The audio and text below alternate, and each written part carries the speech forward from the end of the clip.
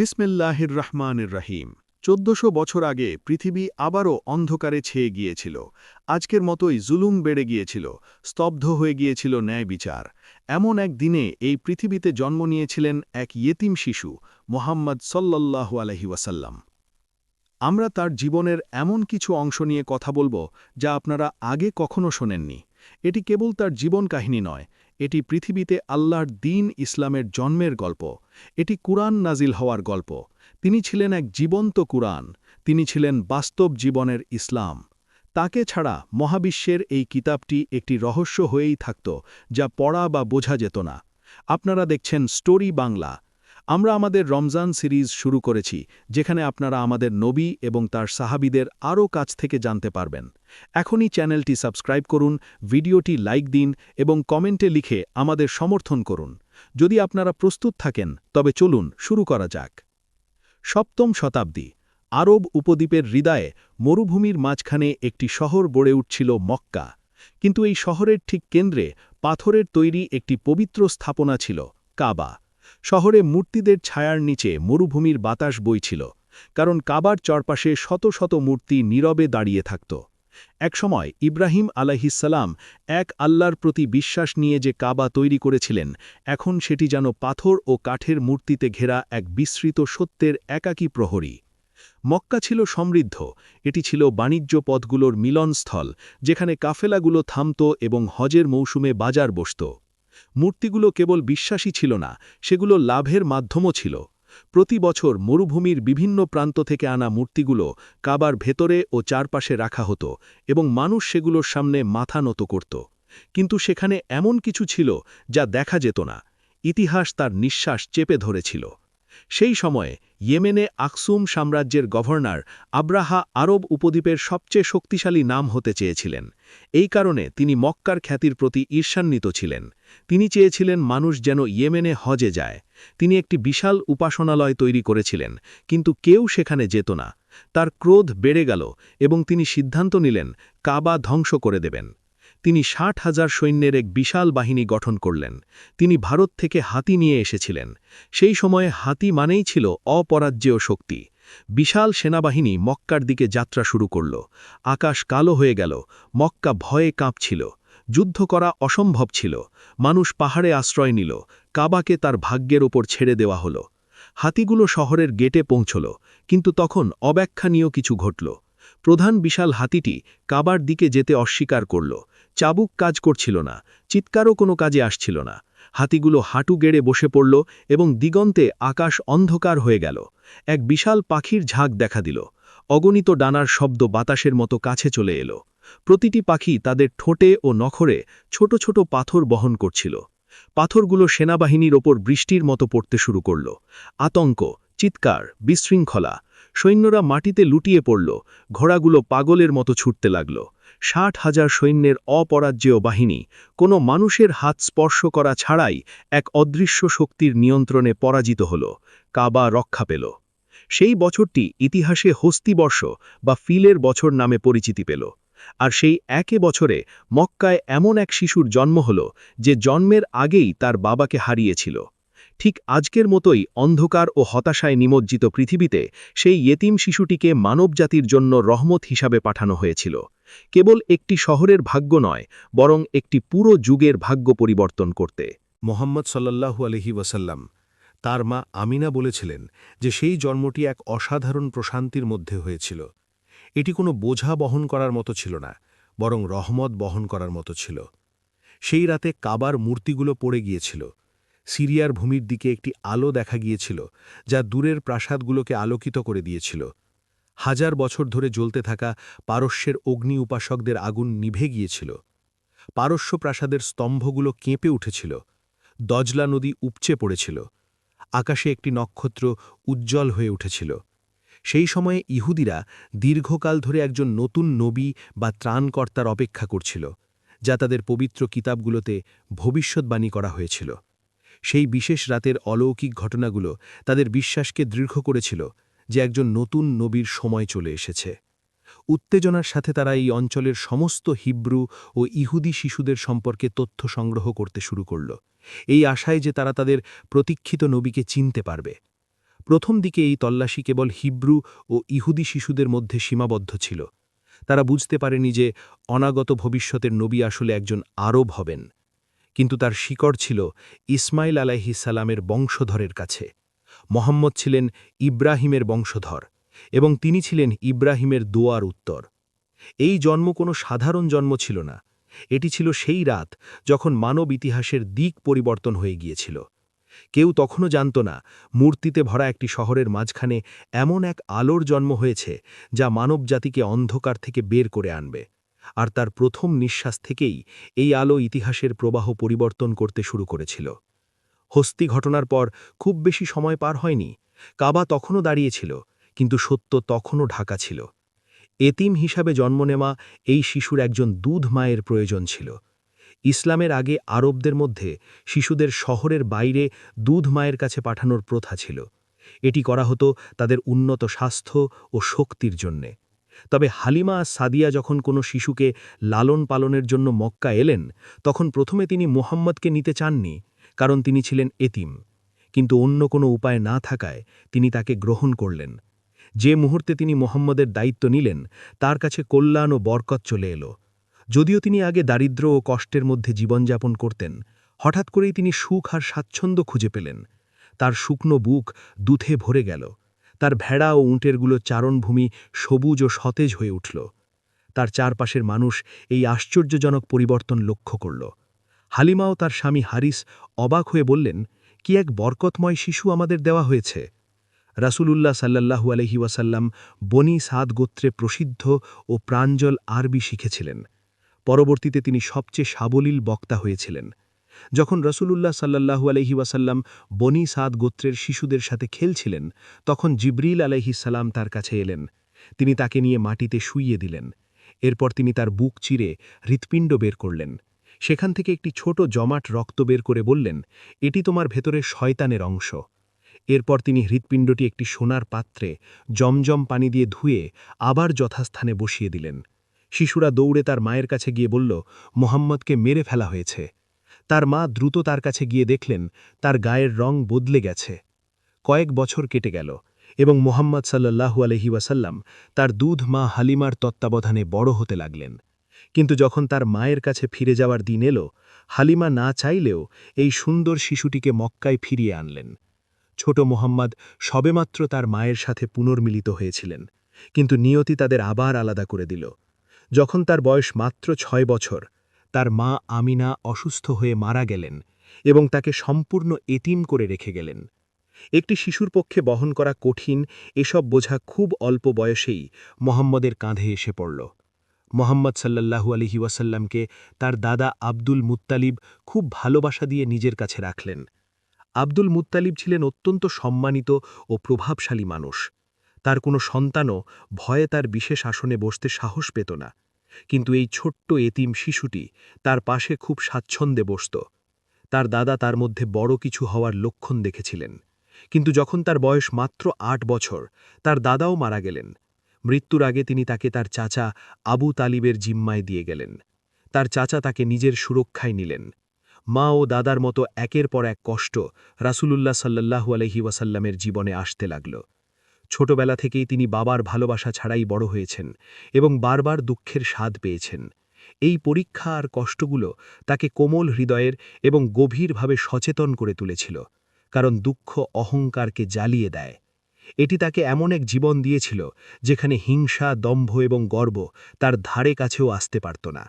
তার কোমলতা ও নম্রতা তার শৈশবে এবং অবশ্যই তার সৃষ্টিতে লুকিয়েছিল।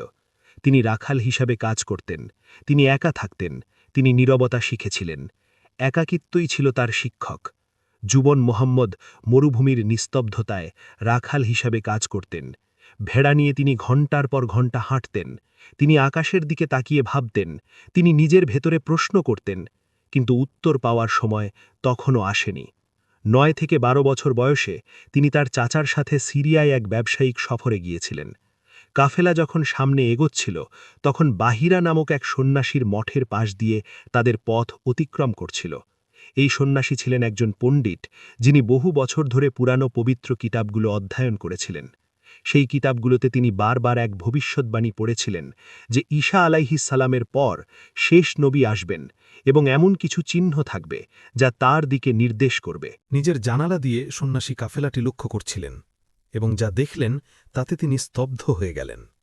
কাফেলার ওপর একটি মেঘ ভাসছিল, এমন এক মেঘ যা কেবল এই দলটিকে অনুসরণ করছিল এবং তাদের গরম থেকে রক্ষা করছিল। কাফেলা যখন থামত, মেঘটিও থামত, কাফেলা যখন চলত, মেঘটিও চলত। সন্ন্যাসী তাদের সবাইকে খাবারের দাওয়াত দিলেন, কিন্তু যখন তিনি টেবিলে বসলেন তখন তিনি যাকে খুঁজছিলেন তাকে পেলেন না। সবাই সেখানে ছিল, কিন্তু একজন অনুপস্থিত ছিল। তিনি সে সম্পর্কে জিজ্ঞাসা করলেন। তারা বলল, একটি ছোট ছেলে মালামাল পাহারার জন্য পেছনে রয়ে গিয়েছে। সন্ন্যাসী জেদ ধরলেন, ছেলেটিকে নিয়ে এসো। মুহাম্মদ এলেন এবং যে মুহূর্তে বাহিরা তাকে দেখলেন তিনি নিজের ভেতরে এক গভীর কম্পন অনুভব করলেন। বইয়ের পাতায় বছরের পর বছর ধরে তিনি যে চিহ্নগুলো পড়েছিলেন তার সবকটি তিনি এই শিশুর মধ্যে দেখতে পেলেন। তিনি তার পিঠে নবুয়তের মোহর দেখতে পেলেন, তিনি তার চোখের গভীরতা দেখলেন।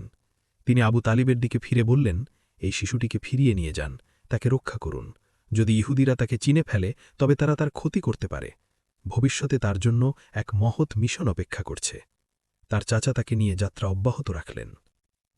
বছরের পর বছর কেটে গেল। মোহাম্মদ বড় হলেন, বাণিজ্য কাফেলায় তিনি অভিজ্ঞতা অর্জন করলেন। তার সততা, তার নির্ভরযোগ্যতা, তার কথার প্রতি আনুগত্য সবকিছু মক্কার রাস্তায় গুঞ্জন হিসেবে ছড়িয়ে পড়ল। মক্কার মানুষ তাকে একটি উপাধি দিল, আল আমিন, যার অর্থ নির্ভরযোগ্য। মানুষ তাদের মালামাল তার কাছে আমানত রাখত। যখন তিনি কথা দিতেন তিনি তা রাখতেন। তিনি মিথ্যা বলতে জানতেন না।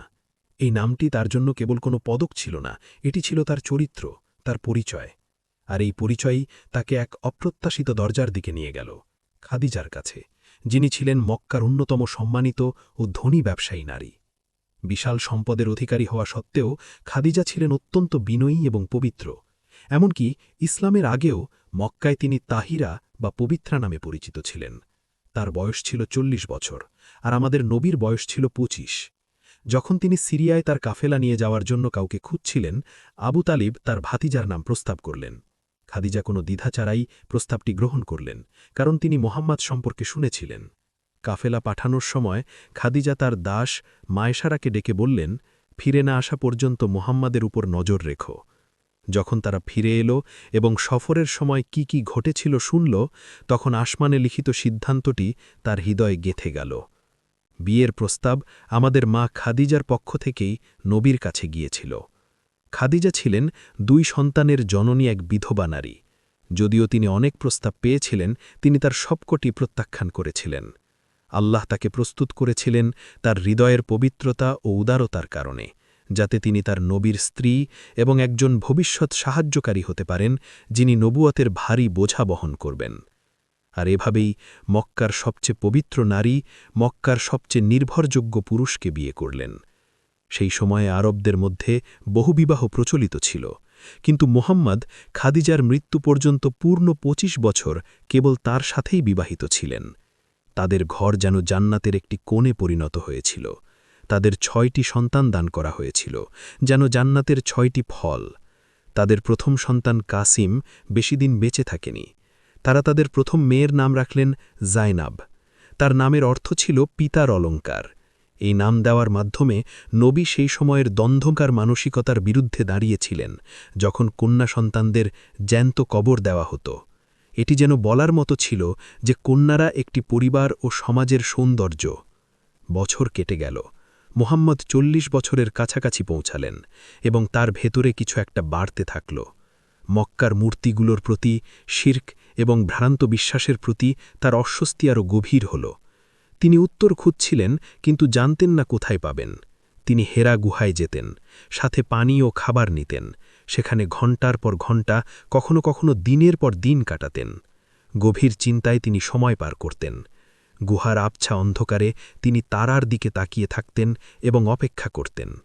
তিনি পুরোপুরি জানতেন না কিসের অপেক্ষা করছেন, কিন্তু তিনি অনুভব করতেন যে কিছু একটা আসতে চলেছে। সেটি ছিল রমজান মাস, সোমবার রাত। গুহার ভেতর সবকিছু নিস্তব্ধ ছিল, কেবল পাথরের মাঝ দিয়ে বাতাস যাওয়ার নিচু শব্দ শোনা যাচ্ছিল। আর তখনই সবকিছু বদলে গেল। অন্ধকারের মধ্যে একটি সত্তা দেখা দিল, এক মহিমান্বিত, পরাক্রমশালী এবং শক্তিশালী সত্তা, জিব্রাইল আলাইহিসসালাম। মুহাম্মদ সাল্লাল্লাহু আলাইহি ওয়াসাল্লাম এর আগে কখনো এত শক্তিশালী কিছু অনুভব করেননি। সেই সত্তা তাকে শক্ত করে ধরল, তাকে এত জোরে চাপ দিল যে তিনি প্রায় শক্তি হারালেন। পড়ুন। মুহাম্মাদের কণ্ঠ কেঁপে উঠল, আমি তো পড়তে জানি না। তিনি তাকে আবারও চাপ দিলেন, এরপর ছেড়ে দিলেন। পড়ুন। আমি তো পড়তে জানি না। তৃতীয়বারের মতো আরও শক্তিশালী এবং আরও গভীর স্বরে, পড়ুন আপনার রবের নামে যিনি সৃষ্টি করেছেন। তিনি মানুষকে সৃষ্টি করেছেন জমাট রক্ত থেকে। পড়ুন এবং আপনার রব পরম দয়ালু, যিনি কলমের সাহায্যে শিক্ষা দিয়েছেন। তিনি মানুষকে শিক্ষা দিয়েছেন যা সে জানত না। আর কথাগুলো যেন তার ভেতরে আগে থেকেই ছিল, তার জবান দিয়ে বেরিয়ে এলো। যখন তিনি গুহা থেকে বের হলেন সবকিছুই আলাদা ছিল, কিন্তু এই পরিবর্তন তাকে ভীত করছিল। পাহাড়ের পথ দিয়ে হাঁটার সময় পাথর, গাছ, এমনকি পাহাড় নিজেও তাকে ডাকছিল, আসসালামু আলাইকা ইয়া রাসূল আল্লাহ। তিনি ফিরে তাকালেন এবং দিগন্তে জিব্রাইল আলাইহিসসালামকে দেখলেন, এক মহিমান্বিত সত্তা, এত বিশাল যে তিনি পুরো আকাশ জুড়ে ছিলেন। তিনি বাড়ি পৌঁছলেন, তার হাত কাঁপছিল, তার হৃৎপিণ্ড দ্রুত স্পন্দিত হচ্ছিল। তিনি খাদিজাকে শুধু বলতে পারলেন, আমাকে কম্বল দিয়ে ঢেকে দাও, আমাকে ঢেকে দাও। খাদিজা তার কাছে দৌড়ে এলেন, তাকে ধরলেন। তিনি তার কম্পন অনুভব করলেন, যেন জ্বরে আক্রান্ত কেউ। কিন্তু এটি কোনো শারীরিক জ্বর ছিল না, এটি ছিল ওহির ঐশী শক্তি যা তার আত্মাকে ঘিরে ধরেছিল। আমি ভয় পাচ্ছি হে খাদিজা, আমি ভয় পাচ্ছি আমার কিছু হয়ে যায় কি না। খাদিজা শান্ত থাকলেন, তিনি ছিলেন শক্তিশালী। তিনি বললেন, না, আল্লাহর কসম, আল্লাহ আপনাকে কখনো একাকী ছেড়ে দেবেন না। আপনি আত্মীয়তার বন্ধন বজায় রাখেন, সত্য কথা বলেন, দুর্বলদের সাহায্য করেন, গরিবদের খাওয়ান, মেহমানদের সম্মান করেন এবং সত্যের পথে মানুষকে সমর্থন করেন। তিনি তাকে তার চাচাতো ভাই ওরাকা ইবন নৌফালের কাছে নিয়ে গেলেন। ওরাকা ছিলেন একজন বৃদ্ধ ও অন্ধ জ্ঞানী ব্যক্তি। আইয়ামে জাহিলিয়াতের সময় তিনি খ্রিস্টধর্ম গ্রহণ করেছিলেন এবং পবিত্র কিতাবগুলো অধ্যয়ন করেছিলেন।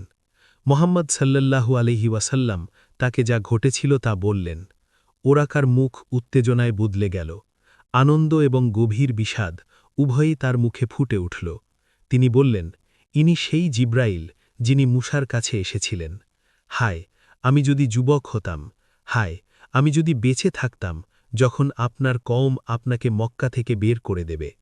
মোহাম্মদ সাল্লাল্লাহু আলাইহি ওয়াসাল্লাম অবাক হলেন, তারা কি আমাকে বের করে দেবে?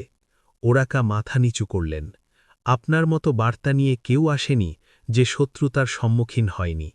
যদি আমি সেই দিন পর্যন্ত বেঁচে থাকি তবে আমি আমার সমস্ত শক্তি দিয়ে আপনাকে সাহায্য করব। এর কিছুকাল পরেই ওরাকা মারা গেলেন। ওহি আশাও কিছু সময়ের জন্য বন্ধ হয়ে গেল। গভীর এবং প্রকম্পিত নিস্তব্ধতার সেই দিনগুলো খুব ভারীভাবে কাটল। এরপর আবারও একটি ঐশী বাণী প্রতিধ্বনিত হল এবং মোহাম্মদ সাল্লাল্লাহু আলাইহি ওয়াসাল্লাম বুঝতে পারলেন এটাই শুরু, আর ফিরে যাওয়ার পথ নেই। প্রথম ওহি আসার সাথে সাথে মানব ইতিহাসের দিক চিরতরে বদলে গেল। কিন্তু এই পরিবর্তন কোনো শান্ত ও শান্তিপূর্ণ পথে হয়নি। ওহির ওজন কেবল নবীর হৃদয়েই পড়েনি, শীঘ্রই এটি মক্কার শৃঙ্খলাকে নাড়িয়ে দিতে শুরু করল। মানবজাতি আর কখনোই আগের মতো থাকত না। আল্লাহ নির্দেশ দিলেন যে প্রথম ৩ বছর দাওয়াত গোপনে চালাতে হবে। এই সময়টি গোপন দাওয়াত নামে পরিচিতি পেল। মোহাম্মদ সাল্লাল্লাহু আলাইহি ওয়াসাল্লাম প্রকাশ্যে মানুষকে দাওয়াত দেননি। তিনি সেই সব মানুষের সাথে সত্য ভাগ করে নিলেন যাদের তিনি বিশ্বাস করতেন, যাদের হৃদয় সত্য খুঁজছিল এবং যারা তার সবচেয়ে কাছের মানুষ ছিল। মুশরিকদের নজর না কাড়িয়ে সত্যের বাণী ফিসফিসের মতে ছড়িয়ে পড়ল। আর প্রথম মুমিনরা ছিলেন তারাই যারা আগে থেকেই তাদের হৃদয়ে সেই সত্য বহন করছিলেন। খাদিজা, তার স্ত্রী, কোনো দ্বিধা ছাড়াই প্রথম ঈমান আনলেন। তারপর এলেন জায়েদ ইবনে হারিসা, আলী এবং আবু বকর। আলী তখনও শিশু ছিলেন, তার ছোট চাচাতো ভাই, কিন্তু তার হৃদয় ছিল শক্তিশালী। জায়েদ ইবনে হারিসা ছিলেন তার মুক্ত করা দাস, তার আনুগত্য ছিল অবিচল। তিনি তাকে খুব কাছ থেকে জানতেন এবং গভীরভাবে ভালোবাসতেন। আবু বকর ছিলেন মক্কার একজন সম্মানিত ও বিশ্বস্ত ব্যক্তি। তার ইসলাম গ্রহণ দাওয়াতের প্রসারে এক গুরুত্বপূর্ণ মোড় ঘুরিয়ে দিয়েছিল। তার মাধ্যমে উসমান, জুবাইর ইবনুল আওয়াম, আব্দুর রহমান ইবনে আউফ, সাদ ইবনে আবি ওয়াক্কাস এবং তালহা ইবনে উবাইদুল্লাহ ইসলামে প্রবেশ করলেন। এই নামগুলো ইসলামের প্রথম অগ্রপথিক হয়ে উঠলেন। বিভিন্ন সময়ে নির্দিষ্ট ঘটনার প্রেক্ষিতে ওহী আসা অব্যাহত ছিল। জিব্রাইল আলাইহিসসালাম নবীর কাছে আয়াতগুলো নিয়ে আসতেন এবং তিনি কথাগুলো হুবহু পৌঁছে দিতেন। শ্রোতারা সেগুলো মুখস্থ করতেন এবং গাছের পাতা, হাড় ও চামড়ার টুকরোয় লিখে রাখতেন। কোরআন ছিল নবীকে দেওয়া সবচেয়ে বড় অলংকৃত ঘটনা। এটি কোনো কবিতা বা পরিচিত কোনো বক্তব্যের মতো শোনাতো না। এর ছন্দ, গঠন, অর্থের গভীরতা এবং ভাষা অনন্য ছিল। এমনকি মক্কার সবচেয়ে শক্তিশালী কবিরাও এর মতো কিছু তৈরি করতে পারত না। এই সময়ে নবীর ওপর সালাও ফরজ করা হয়েছিল। শুরুতে সকালে 2 রাকাত এবং সন্ধ্যায় 2 রাকাত নামাজ পড়া হতো। মুসলমানরা গোপনে একত্রিত হয়ে ইবাদত করতেন। কিন্তু গোপনীয়তা বেশিক্ষণ স্থায়ী হল না। 3 বছর পর এই আয়াত নাজিল হল, আপনাকে যা আদেশ করা হয়েছে তা প্রকাশ্যে প্রচার করুন। এখন প্রকাশ্য দাওয়াত শুরু হবে। মোহাম্মদ সাল্লাল্লাহু আলাইহি ওয়াসাল্লাম প্রথমে বানি হাশিম গোত্রকে একত্রিত করলেন। তিনি তাদের কাছে ইসলাম ব্যাখ্যা করলেন। আবু তালিব তাকে সমর্থন করলেন, কিন্তু আবু লাহাব তাকে বিদ্রূপ করল। এরপর তিনি সাফা পাহাড়ে উঠলেন। তিনি মক্কার মানুষকে জড়ো করলেন এবং জিজ্ঞাসা করলেন, যদি আমি তোমাদের বলি এই পাহাড়ের পেছনে একটি সেনাবাহিনী আছে, তবে তোমরা আমাকে বিশ্বাস করবে? তারা বলল, হ্যাঁ, কারণ আপনি মিথ্যা বলেন না। তখন তিনি বললেন, আমি তোমাদের একটি কঠিন শাস্তির সম্পর্কে সতর্ক করছি। প্রতিক্রিয়া ছিল কঠোর। আবু লাহাব দাঁড়িয়ে গেল এবং বলল, তোমার ধ্বংস হোক, এ কি এই জন্য তুমি আমাদের জড়ো করেছ? এই ঘটনার পর প্রকাশ্য শত্রুতা শুরু হল। ইসলামের বার্তা কেবল বিশ্বাসের বিষয় ছিল না, এটি সামাজিক শৃঙ্খলাও পরিবর্তন করছিল। দাস এবং মালিক সমান হয়ে যাচ্ছিল। মহিলারা উত্তরাধিকার পাচ্ছিল, দুর্বলরা সুরক্ষা পাচ্ছিল, সুদ হারাম করা হচ্ছিল, মূর্তিগুলো প্রত্যাখ্যান করা হচ্ছিল। এটি ছিল মক্কার ব্যবসা ও সামাজিক ব্যবস্থার জন্য একটি হুমকি। মূর্তিগুলো কেবল পাথর ছিল না, সেগুলো ছিল অর্থনীতির কেন্দ্রে। হজের মৌসুমে গোত্রগুলো আসত এবং মক্কায় আয় নিয়ে আসত। মূর্তির কারণেই মুশরিকরা প্রথমে তাকে বিদ্রূপ করতে শুরু করল। তারা বলল তিনি একজন কবি, কেউ বলল তিনি একজন গণক, কেউ বলল তিনি একজন জাদুকর। ওয়ালিদ ইবনে মুগিরা তার কথা শুনে নিজের লোকেদের কাছে ফিরে গিয়ে বলল যে তারা এটাকে কি নামে ডাকবে তা বুঝতে পারছে না, কারণ কোরআন না কবিতা না জাদু। এরপর জুলুম শুরু হল। মক্কার তপ্ত রৌদ্র কেবল বালিই পোড়াত না, তার হৃদয়গুলোকেও পোড়াত। এক এক করে মুমিনরা লক্ষ্যবস্তু হলেন। ইয়াসির ইবনে আমির এবং তার পরিবার, ইয়াসির, তার স্ত্রী সুমাইয়া বিনতে আইয়াত এবং তাদের পুত্র আম্মার, তারা ছিলেন আত্মরক্ষাহীন। দূর মরুভূমির মাঝখানে তাদের ওপর নির্যাতন চালানো হল। সুমাইয়া রাদিয়াল্লাহু ইসলামের প্রথম শহীদ হলেন। বর্ণনা অনুযায়ী আবু জাহেল তাকে বর্ষা দিয়ে হত্যা করেছিল। বিলাল ইবনে রাবাহকে তপ্ত বালুর ওপর শুইয়ে দেওয়া হল।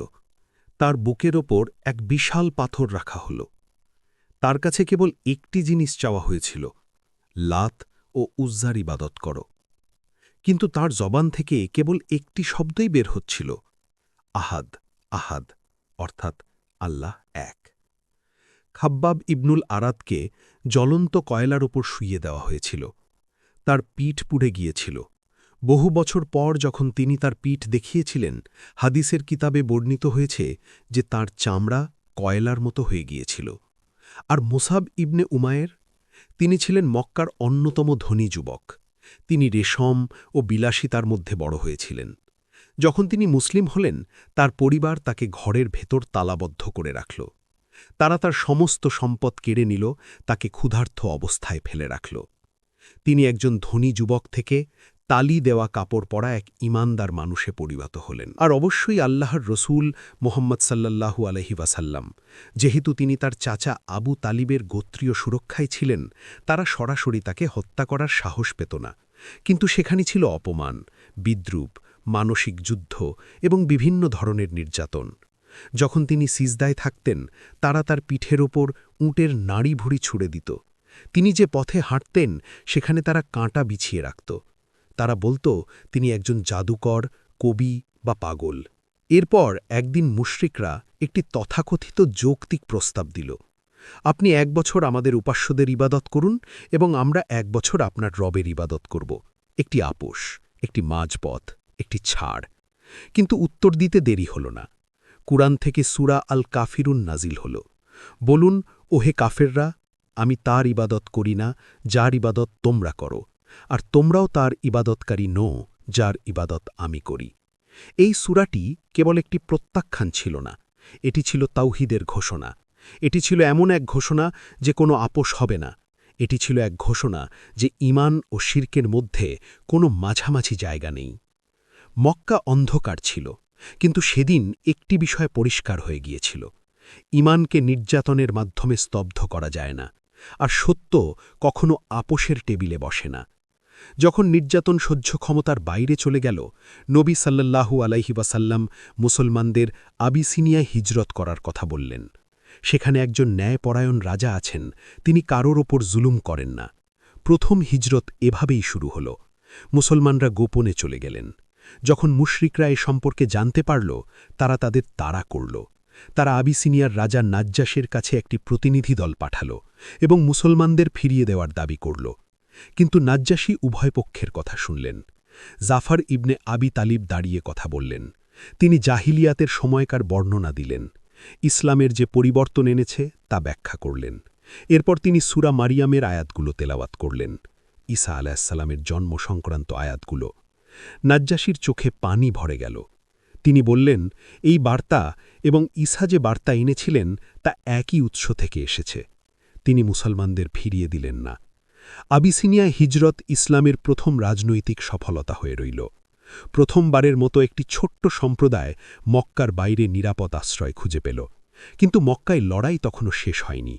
প্রতিদিন নবীর ডাক আরও অনেক হৃদয়ে পৌঁছচ্ছিল, আর মুশরিকদের ক্ষোভও বাড়ছিল। পরীক্ষা আরও বড় হচ্ছিল। আবিসিনিয়ায় হিজরত মুসলমানদের নিঃশ্বাস নেওয়ার জন্য অল্প সময় দিয়েছিল, কিন্তু যারা মক্কায় রয়ে গিয়েছিলেন তাদের ওপর জুলুম ও শত্রুতা আরও প্রবল হল। মুশরিকরা এখন বুঝতে পেরেছিল যে ইসলাম কোনো সাময়িক আন্দোলন নয়।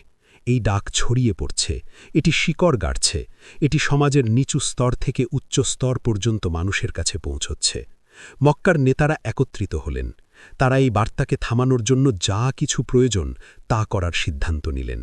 প্রথমে তারা নবী সাল্লাল্লাহু আলাইহি ওয়াসাল্লামকে সরাসরি প্রস্তাব দিলেন, ধন সম্পদ, নেতৃত্ব। যদি আপনি সম্পদ চান তাহলে আমরা আপনাকে আমাদের মধ্যে সবচেয়ে ধনী বানিয়ে দেব।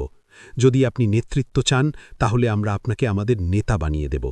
যদি আপনি অসুস্থ থাকেন তাহলে আমরা আপনার জন্য সেরা ডাক্তার খুঁজে দেব। উত্তরটি পরিষ্কার ছিল, যদি তোমরা আমার ডান হাতে সূর্য আর বাম হাতে চাঁদ এনে দাও, তবুও আমি এই দাওয়াত ত্যাগ করব না। এই কথাগুলো মক্কার ভারসাম্যকে আরও নাড়িয়ে দিল। শত্রুতা এখন শৃঙ্খলিত হল। তারা সামাজিক বয়কটের সিদ্ধান্ত নিল। বানি হাশিম ও মুসলমানদের সাথে সমস্ত সম্পর্ক ছিন্ন করা হল। কোনো ব্যবসা নয়, কোনো বিবাহ নয়, কোনো সামাজিক যোগাযোগ নয়। এই সিদ্ধান্তের কথা একটি চর্মপত্রে লিখে কাবার দেওয়ালে ঝুলিয়ে দেওয়া হল। মুসলমান ও বানি হাশিম গোত্র শিয়াব ই আবি তালিব নামের একটি উপত্যকায় আশ্রয় নিতে বাধ্য হলেন। 3 বছর ক্ষুধা, দারিদ্র্য ও অবরোধ। ক্ষুধার্ত শিশুদের কান্নার শব্দ মক্কা থেকে শোনা যেত। মানুষ গাছের পাতা চিবিয়ে খেত। তারা খুঁজে পাওয়া শুকনো চামড়ার টুকরো সেদ্ধ করে খেত। মক্কার অল্প কিছু দয়ালু মানুষ, যারা গোপনে রাতে সাহায্য পাঠানোর চেষ্টা করতেন। সবার জন্য সব দরজা বন্ধ ছিল, কিন্তু নবী এবং মুসলমানরা তাদের মিশন ত্যাগ করেননি। অবশেষে একটি ঐশী হস্তক্ষেপ ঘটল।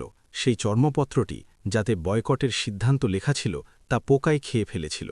কেবল আল্লাহ নামটি বাকি ছিল। এটি মক্কার নেতাদের মধ্যে এক ধাক্কার সৃষ্টি করল এবং বয়কট শেষ হল। কিন্তু পরীক্ষা তখনও শেষ হয়নি। বয়কট শেষ হওয়ার কিছুকাল পরই নবী সাল্লাল্লাহু আলাইহি ওয়াসাল্লাম তার 2 প্রধান সমর্থককে হারালেন।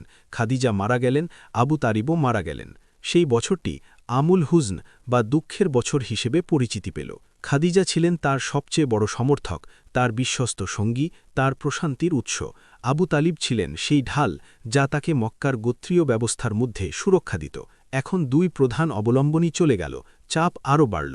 নবী সাল্লাল্লাহু আলাইহি ওয়াসাল্লাম মক্কার বাইরে সমর্থন খোঁজার সিদ্ধান্ত নিলেন। তিনি তায়েফে গেলেন। তিনি তায়েফের মানুষের কাছে ইসলাম ব্যাখ্যা করলেন। তিনি তাদের সত্যের দিকে দাওয়াত দিলেন।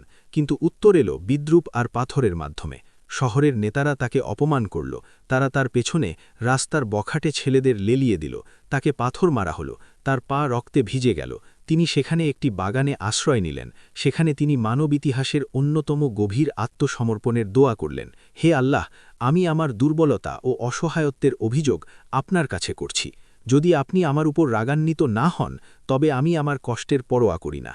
এই দোয়ার পর জিব্রাইল পাহাড়ের ফেরেশতাকে সাথে নিয়ে এলেন। আপনি চাইলে আমি এই দুই পাহাড়ের মাঝখানে তাদের পিষে দিতে পারি। উত্তরটি আবারও ছিল দয়ার। না, হয়তো তাদের বংশধরদের মধ্য থেকে এমন এক কওম আসবে যারা আল্লাহের ইবাদত করবে। হ্যাঁ, আবারও নবী প্রমাণ করলেন যে তাকে সারা বিশ্বের জন্য রহমত হিসেবে পাঠানো হয়েছে। বাইরের দিক থেকে তায়েফ সফর সফল মনে না হলেও এটি ছিল ধৈর্য ও আত্মসমর্পণের চূড়ান্ত শিখর। তায়েফ থেকে ফেরার পথে আরেকটি ঘটনা ঘটল। আদ্দাস নামে এক খ্রিস্টান দাস, যে একটি বাগানের মালিকের অধীনে ছিল, সে তার জন্য কিছু আঙুর নিয়ে এলো। যখন নবী সাল্লাল্লাহু আলাইহি ওয়াসাল্লাম আঙুরগুলো নিলেন, তিনি বললেন, বিসমিল্লাহ। আদ্দাস অবাক হলেন, কারণ এই শব্দগুচ্ছ সেই এলাকায় পরিচিত ছিল না। যখন নবী সাল্লাল্লাহু আলাইহি ওয়াসাল্লাম জানতে পারলেন যে আদ্দাস নিনেভা থেকে এসেছেন, তিনি ইউনুস আলাইহিসসালাম সম্পর্কে কথা বললেন। আদ্দাস বিস্মিত হলেন, আপনি ইউনুস ইবনে মাত্তাকে কিভাবে চেনেন? তিনি বললেন, আমি তার মতোই একজন নবী। আদ্দাস ঈমান আনলেন। তায়েফের নেতারা তাকে প্রত্যাখ্যান করেছিল, কিন্তু সত্য তবুও একটি হৃদয়ে পৌঁছে গিয়েছিল। তার মক্কায় ফেরাও সহজ ছিল না। তার আর কোনো গোত্রীয় সুরক্ষা ছিল না। মক্কায় নিরাপদে প্রবেশের জন্য তাকে মুতিম ইবনে আদির সুরক্ষা নিতে হয়েছিল। এটি মক্কার গোত্রীয় ব্যবস্থার একটি প্রয়োজনীয় ধাপ ছিল। তায়েফ সফর ছিল একটি মোড় পরিবর্তনের সময়। মানুষের সমর্থন যেন বন্ধ হয়ে আসছিল, কিন্তু ঐশী সমর্থন আরও জোরালোভাবে কাছে আসছিল। এই কষ্টের পর আসমানি ভ্রমণের পালা শুরু হল। এক রাতে নবী সাল্লাল্লাহু আলাইহি ওয়াসাল্লাম কাবার কাছে ছিলেন। বর্ণনা অনুযায়ী যখন তিনি হাতিম এলাকায় বিশ্রাম নিচ্ছিলেন, জিব্রাইল আলাইহিসসালাম এসে তাকে জাগালেন। তার বুক চিরে হৃৎপিণ্ড বের করে তা জমজম দিয়ে ধুয়ে ঈমান ও হিকমতে পূর্ণ করে দেওয়া হল। এই ঘটনাটি ছিল তার শৈশবে বনি সাদ গোত্রে তার বুক চিরার মতো এই মহৎ ভ্রমণের এক প্রস্তুতি। এরপর তিনি বুরাক নামক এক উজ্জ্বল সওয়ারিতে চড়ে মসজিদে হারাম থেকে মসজিদে আকসায় রওনা হলেন। এই ভ্রমণটি মানুষের বুদ্ধির বাইরের এক দ্রুততায় চোখের পলকে ঘটেছিল। যখন তিনি মসজিদে আকসায় পৌঁছালেন, সমস্ত নবীরা সেখানে ছিলেন। আদম, নূহ, ইব্রাহিম, মূসা, ঈসা সবাই একত্রিত হয়েছিলেন। নবী সাল্লাল্লাহু আলাইহি ওয়াসাল্লাম তাদের নিয়ে সালাত আদায় করলেন। এই দৃশ্যটি ছিল একটি ঐশী নিদর্শন যে তিনি শেষ নবী এবং নবুয়তের ধারার পূর্ণতা। এরপর আসমানি আরোহণ শুরু হল। প্রথম আসমানে তিনি আদমের সাথে দেখা করলেন, দ্বিতীয় আসমানে ইয়াহিয়া ও ঈসা, তৃতীয় আসমানে ইউসুফ, চতুর্থ আসমানে ইদ্রিস, পঞ্চম আসমানে হারুন, ষষ্ঠ আসমানে মূসা, সপ্তম আসমানে ইব্রাহিম।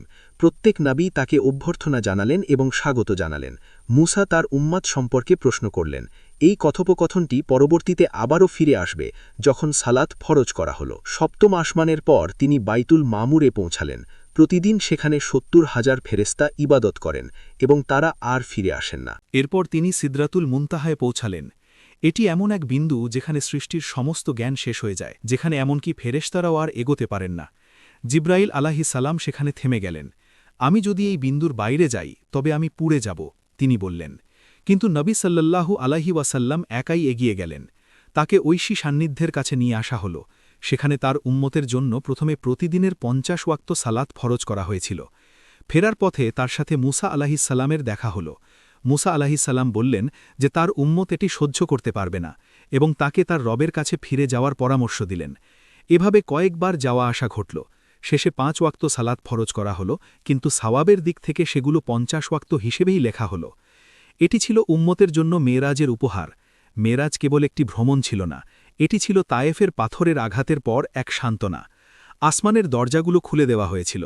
মানুষের দ্বারা প্রত্যাখ্যাত নবীকে আসমানের সর্বোচ্চ স্থানে উন্নীত করা হয়েছিল। সকাল হলে নবী সাল্লাল্লাহু আলাইহি ওয়াসাল্লাম যা ঘটেছিল তা বর্ণনা করলেন। মুশরিকরা তাকে বিদ্রুপ করল। আপনি এক রাতে জেরুজালেমে গেলেন এবং ফিরে এলেন। তাকে পরীক্ষা করার জন্য তারা মসজিদে আকসা সম্পর্কে বিস্তারিত জানতে চাইল। যখন নবী সাল্লাল্লাহু আলাইহি ওয়াসাল্লাম কিছুটা ইতস্তত করলেন, আল্লাহ তার চোখের সামনে মসজিদে আকসাকে তুলে ধরলেন। তিনি তাদের সব প্রশ্নের উত্তর দিলেন। এরপর তিনি পথে দেখে আসা কাফেলাগুলো সম্পর্কে কথা বললেন। মুশরিকরা কাফেলাগুলো আসার জন্য অপেক্ষা করতে লাগল। যখন সেগুলো এলো, তার বর্ণনা করা প্রতিটি বিবরণ সঠিক ছিল, কিন্তু অস্বীকার চলতেই থাকল। তারা আবু বকরের কাছে গিয়ে বলল, আপনার বন্ধু দাবি করছেন যে তিনি এক রাতে জেরুজালেমে গিয়ে ফিরে এসেছেন। আবু বকর কোনো দ্বিধা ছাড়াই উত্তর দিলেন, যদি তিনি এটি বলে থাকেন তবে তা সত্য। সেই দিন থেকে তাকে সিদ্দিক বা মহাসত্যবাদী বলা হতো। মেরাজের রাত মুসলমানদের দেখিয়েছিল যে ধৈর্যের পর ঐশী সাহায্য আসে। এটি সালাতের গুরুত্ব, নবুয়তের ধারার পূর্ণতা এবং তাওহীদের আসমানি উৎসকেও তুলে ধরেছিল। কিন্তু মক্কার লড়াই তখনও শেষ হয়নি। মুশরিকরা এখন আরও প্রকাশ্য অলৌকিক ঘটনা দাবি করতে শুরু করবে এবং সেগুলির একটি ইতিহাসে স্মরণীয় হয়ে থাকবে। মেরাজের ঘটনা মক্কায় এক বিশাল প্রতিক্রিয়া সৃষ্টি করেছিল। মক্কার নেতারা নবী সাল্লাল্লাহু আলাইহি ওয়াসাল্লামের বাণীর প্রচার থামানোর জন্য একটি অসাধারণ অলৌকিক ঘটনা চাইল। আপনি যদি সত্যিই আল্লাহর রসুল হন, তবে চাঁদকে দ্বিখণ্ডিত করে দেখান। প্রকৃতপক্ষে তাদের লক্ষ্য কোনো অলৌকিক ঘটনা দেখা ছিল না। কোরআন নিজেই তো একটি অলৌকিক ঘটনা ছিল, কিন্তু তারা দৃশ্যমান কিছু চেয়েছিল যা অস্বীকার করা কঠিন। তাদের লক্ষ্য বিশ্বাস করা ছিল না, বরং তাকে চ্যালেঞ্জ করা ছিল। এই দাবিটি মানুষের যুক্তির বাইরের ছিল। আকাশের চাঁদ, যা রাতকে আলোকিত করে, সেই স্থির এবং দূরবর্তী বস্তু। নবী সাল্লাল্লাহু আলাইহি ওয়াসাল্লাম তার রবের দিকে মনোনিবেশ করলেন এবং আল্লাহর অনুমতিতে তিনি তার হাত দিয়ে চাঁদের দিকে ইশারা করলেন। সেই মুহূর্তে চাঁদ দ্বিখণ্ডিত হয়ে গেল। এক অংশ এক পাহাড়ের ওপর আর অন্য অংশ অন্য পাহাড়ের ওপর দেখা গেল। মক্কার মানুষ তা স্পষ্টভাবে দেখল। এই ঘটনাটি কোরআনে উল্লেখ করা হয়েছে। কেয়ামত কাছে চলে এসেছে এবং চাঁদ বিদীর্ণ হয়েছে। এটি কোনো সাধারণ ভ্রমণ ছিল না। মক্কার অনেক মানুষের সাক্ষী ছিল। মুশরিকরা নিজেদের মধ্যে তর্ক শুরু করল যে এটি জাদু কিনা।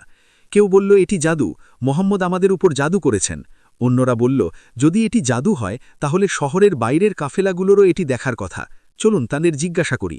যখন তারা মক্কার বাইরে থেকে আসা কাফেলাগুলোকে জিজ্ঞাসা করল, তারাও বলল যে তারা চাঁদকে দ্বিখণ্ডিত হতে দেখেছে, কিন্তু অস্বীকার চলতেই থাকল। অলৌকিক ঘটনাটি স্পষ্টভাবে ঘটেছিল, তবুও হৃদয়গুলো বন্ধ ছিল। এমন বর্ণনাও আছে যে এই ঘটনাটি অন্য অঞ্চলেও লক্ষ্য করা হয়েছিল। বর্ণিত আছে যে ভারতের কিছু রাজা এবং দূরবর্তী দেশের আকাশ পর্যবেক্ষকরা এই অসাধারণ ঘটনার সম্পর্কে কথা বলেছিলেন, কিন্তু মক্কার মুশরিকদের জন্য সত্য গ্রহণ করার জন্য এটি তখনও যথেষ্ট ছিল না। তারা এই অলৌকিক ঘটনাকে জাদু বলে অভিহিত করল। চাঁদ দ্বিখণ্ডিত হওয়া কেবল একটি ভৌত ঘটনা ছিল না, এটি যেন হৃদয়গুলো বিভক্ত হওয়ারও এক চিহ্ন ছিল। মুমিন ও কাফেরদের ঊর্ধ্ববর্তী সীমারেখা আরও স্পষ্ট হয়ে উঠল। মুশরিকদের অস্বীকার যত বাড়ল, তাদের শত্রুতাও তত বাড়ল। ইসলামের প্রসার আর থামানো যাচ্ছিল না। মক্কায় প্রতিদিন নতুন নতুন হৃদয় ঈমান গ্রহণ করছিল এবং গোত্রীয় ভারসাম্য বদলে যাচ্ছিল। বিশেষ করে যখন দুই মহান ব্যক্তিত্ব ইসলামে প্রবেশ করলেন, তখন ভারসাম্য প্রবলভাবে বদলে গেল। হামজা ও উমর। হামজার ইসলাম গ্রহণ মুসলমানদের শক্তি যোগাল। তার সাহস এবং মর্যাদা মক্কার ভারসাম্যে প্রভাব ফেলল। ওমরের ইসলাম গ্রহণ প্রকাশ্য দাওয়াতের একটি নতুন ধাপ শুরু করল। এখন মুসলমানরা আর লুকিয়ে থাকতেন না, তারা কাবার সামনে প্রকাশ্যে নামাজ পড়তে পারতেন। কিন্তু মুশরিকদের ধৈর্যের সীমা ছাড়িয়ে গিয়েছিল। তাদের কাছে একমাত্র সমাধান ছিল এই মেসেজকে সম্পূর্ণ নির্মূল করা, কিন্তু ঐশী পরিকল্পনা ভিন্ন ছিল। মক্কায় যখন দরজা বন্ধ হচ্ছিল, মদিনায় তখন দরজা খুলছিল। হজের মৌসুমে মদিনার একদল লোক গোপনে নবী সাল্লাল্লাহু আলাইহি ওয়াসাল্লামের সাথে দেখা করলেন। তারা তার উপর বিশ্বাস স্থাপন করলেন এবং তাকে তাদের শহরে দাওয়াত দিলেন। এটি ছিল আকাবার শপথের শুরু। প্রথম আকাবার শপথে একটি ছোট দল তাদের প্রতিশ্রুতি দিল। দ্বিতীয় আকাবার শপথে একটি বড় দল তাকে ও মুসলমানদের রক্ষা করার অঙ্গীকার করল। এই অঙ্গীকার ছিল এক নতুন সময়ের সংকেত। হিজরতের সময় ঘনিয়ে আসছিল। মক্কার লড়াই শেষ হবে না, তবে তার দিক বদলে যাবে। আকাবার শপথগুলো দেখিয়েছিল যে মক্কার লড়াই এক নতুন ধাপে প্রবেশ করেছে। মদিনার মুসলমানরা কেবল নবী সাল্লাল্লাহু আলাইহি ওয়াসাল্লামের উপর বিশ্বাসী আনেননি, বরং তারা তাঁকে ও তার সাহাবীদের নিজেদের জীবন দিয়ে রক্ষা করার প্রতিশ্রুতি দিয়েছিলেন। এই প্রতিশ্রুতি ছিল এমন এক পদক্ষেপ যা ইতিহাসের গতিপথ বদলে দেবে। এখন মক্কার মুসলমানদের জন্য একটি নতুন স্বদেশ ছিল। কিন্তু মক্কার মুশরিকরাও এই অগ্রগতি সম্পর্কে সচেতন ছিল। মদিনায় যদি একটি শক্তিশালী ভিত্তি গড়ে ওঠে, তবে ইসলাম কেবল একটি বিশ্বাসী আন্দোলন হয়ে থাকবে না, এটি একটি রাজনৈতিক ও সামাজিক শক্তিতে পরিণত হবে। এই কারণে তারা দারুন নাদুয়ায় সমবেত হলেন। নবী সাল্লাল্লাহু আলাইহি ওয়াসাল্লামের বিরুদ্ধে একটি চূড়ান্ত সিদ্ধান্ত নিতেই হতো। বিভিন্ন প্রস্তাব দেওয়া হলো, তাকে নির্বাসিত করা হোক, তাকে কারাবন্দী করা হোক, তাকে হত্যা করা হোক। শেষ প্রস্তাবটি গ্রহণ করা হলো। প্রতিটি গোত্র থেকে একজন করে যুবক বেছে নেওয়া হবে। তারা সবাই মিলে আক্রমণ করবেন, যাতে রক্তমূল্যের দায় কেবল একটি গোত্রের ওপর না পড়ে। কিন্তু এই পরিকল্পনা ঐশী ওহির মাধ্যমে নবী সাল্লাল্লাহু আলাইহি ওয়াসাল্লামের কাছে প্রকাশ করে দেওয়া হলো। হিজরতের সময় চলে এসেছে। মুসলমানরা দলে দলে গোপনে মদিনার উদ্দেশ্যে রওনা হতে লাগলেন। তারা পেছনে ফেলে এলেন তাদের সম্পদ, ঘরবাড়ি ও অভ্যাস। ঈমান ছাড়া আর কিছুই না নিয়ে তারা যাত্রা শুরু করলেন। নবী সাল্লাল্লাহু আলাইহি ওয়াসাল্লাম তখনও মক্কায় ছিলেন। সেই রাতে মুশরিকরা তার ঘর ঘেরাও করল, কিন্তু নবী সাল্লাল্লাহু আলাইহি ওয়াসাল্লাম তার চাচাতো ভাই আলীকে নিজের বিছানায় শুইয়ে দিলেন এবং তাকে নিজের চাদর দিয়ে ঢেকে দিলেন। এটি ছিল এক বিশাল ত্যাগ, কারণ যখন মুশরিকরা আক্রমণ করবে, প্রথম লক্ষ্য হবে বিছানায় শুয়ে থাকা ব্যক্তিটি। নবী সাল্লাল্লাহু আলাইহি ওয়াসাল্লাম ঘর থেকে বের হলেন। বর্ণনা অনুযায়ী তিনি হাঁটার সময় সূরা ইয়াসিনের আয়াত তেলাওয়াত করছিলেন। আল্লাহ তাদের চোখের উপর একটি পর্দা দিয়ে দিলেন এবং তারা তাকে দেখতে পেল না। তিনি সরাসরি মদিনার দিকে গেলেন না। কৌশলগত কারণে তিনি দক্ষিণ দিকে সাউর গুহার দিকে গেলেন। আবু বকর তার সাথে ছিলেন। তারা ৩ দিন সাউর গুহায় লুকিয়ে থাকলেন। মুশরিকরা তাদের পদচিহ্ন অনুসরণ করল। তারা গুহার প্রবেশপথ পর্যন্ত চলে এল। আবু বকর চিন্তিত হয়ে পড়লেন, হে আল্লাহর রসূল, যদি তারা নিচের দিকে তাকায় তবে আমাদের দেখে ফেলবে। নবী সাল্লাল্লাহু আলাইহি ওয়াসাল্লাম উত্তর দিলেন, দুঃখ করো না, আল্লাহ আমাদের সাথে আছেন। এই একটি বাক্যই হিজরতের মূল চেতনাকে সংক্ষেপে তুলে ধরে। গুহার প্রবেশপথে একটি মাকড়সা জাল বুনেছিল এবং একটি কবুতর বাসা বেঁধেছিল। মুশরিকরা বলল, এখানে কেউ থাকতে পারে না, এবং তারা ফিরে গেল। ৩ দিন পর যাত্রা আবার শুরু হল, মদিনার দিকে এক দীর্ঘ ও বিপজ্জনক যাত্রা। পথে সুরাকা ইবনে মালিক তাদের পদচিহ্ন খুঁজে পেল। সে তাদের ধরার জন্য ঘোড়া নিয়ে কাছে এলো, কিন্তু তার ঘোড়া কয়েকবার বালিতে দেবে গেল। সুরাকা ভয় পেয়ে গেল। নবী সাল্লাল্লাহু আলাইহি ওয়াসাল্লাম তার কোনো ক্ষতি করলেন না, বরং তাকে সুসংবাদ দিলেন যে একদিন সে কিসরার কঙ্কন পরিধান করবে। সেই সময় এটি অসম্ভব মনে হয়েছিল, কিন্তু বছর কয়েক পর তা সত্যি হয়েছিল। যাত্রা চলতে থাকল। তারা যখন মদিনার কাছাকাছি পৌঁছালেন, মানুষ দিনের পর দিন অপেক্ষা করত। শিশু, নারী, পুরুষ সবাই প্রতিদিন শহরের বাইরে গিয়ে অপেক্ষা করত। অবশেষে নবী সাল্লাল্লাহু আলাইহি ওয়াসাল্লাম মদিনায় পৌঁছালেন। শহরে এক আনন্দঘন পরিবেশ তৈরি হল। তালা আল বদরু আলাইনা ধ্বনি শোনা গেল। আনসাররা তাকে নিজেদের ঘরে নেওয়ার জন্য একে অপরের সাথে প্রতিযোগিতা করতে লাগলেন, কিন্তু তিনি বললেন যেন ওর উটটিকে ছেড়ে দেওয়া হয়। ওকে ছেড়ে দাও, ও আদিষ্ট। উটটি 2 এটিম শিশুর মালিকানাধীন একটি খালি জায়গায় হাঁটু গেড়ে বসল। সেখানেই মসজিদে নববী নির্মিত হবে। হিজরত কেবল একটি শারীরিক স্থানান্তর ছিল না, এটি ছিল ইসলামী সমাজের ভিত্তি স্থাপনের মুহূর্ত।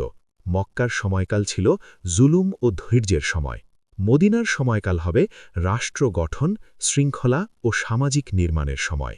ইতিহাস এখন এক নতুন ধাপে প্রবেশ করছিল। মদিনায় 3টি প্রধান গোষ্ঠী ছিল: মুহাজির, যারা মক্কা থেকে হিজরত করেছিলেন; আনসার, মদিনার স্থানীয় মুসলমান; এবং ইহুদি গোত্রগুলো। শহরে বিভিন্ন ধর্মীয় গোষ্ঠী বসবাস করত। প্রথম প্রধান পদক্ষেপগুলোর মধ্যে একটি ছিল মুহাজির ও আনসারদের মধ্যে ভ্রাতৃত্ব স্থাপন করা। নবী সাল্লাল্লাহু আলাইহি ওয়াসাল্লাম প্রত্যেক মুহাজিরকে একজন আনসারের ভাই হিসেবে ঘোষণা করলেন। সম্পদ ভাগ করে নেওয়া হল, ঘরবাড়ি খুলে দেওয়া হল। এটি ইতিহাসে সংহতির এক বিরল উদাহরণ। এরপর মদিনার সনদ বা কনস্টিটিউশন প্রস্তুত করা হল। এই চুক্তিটি ছিল একটি লিখিত সংবিধানের মতো, যেখানে বিভিন্ন ধর্ম ও গোত্র একসাথে বসবাস করতে পারত। মুসলমান ও ইহুদিদের মধ্যে পারস্পরিক প্রতিরক্ষা, ন্যায় বিচার ও স্বাধীনতার নীতি নির্ধারণ করা হল। প্রত্যেকে নিজ নিজ ধর্মে স্বাধীন ছিল।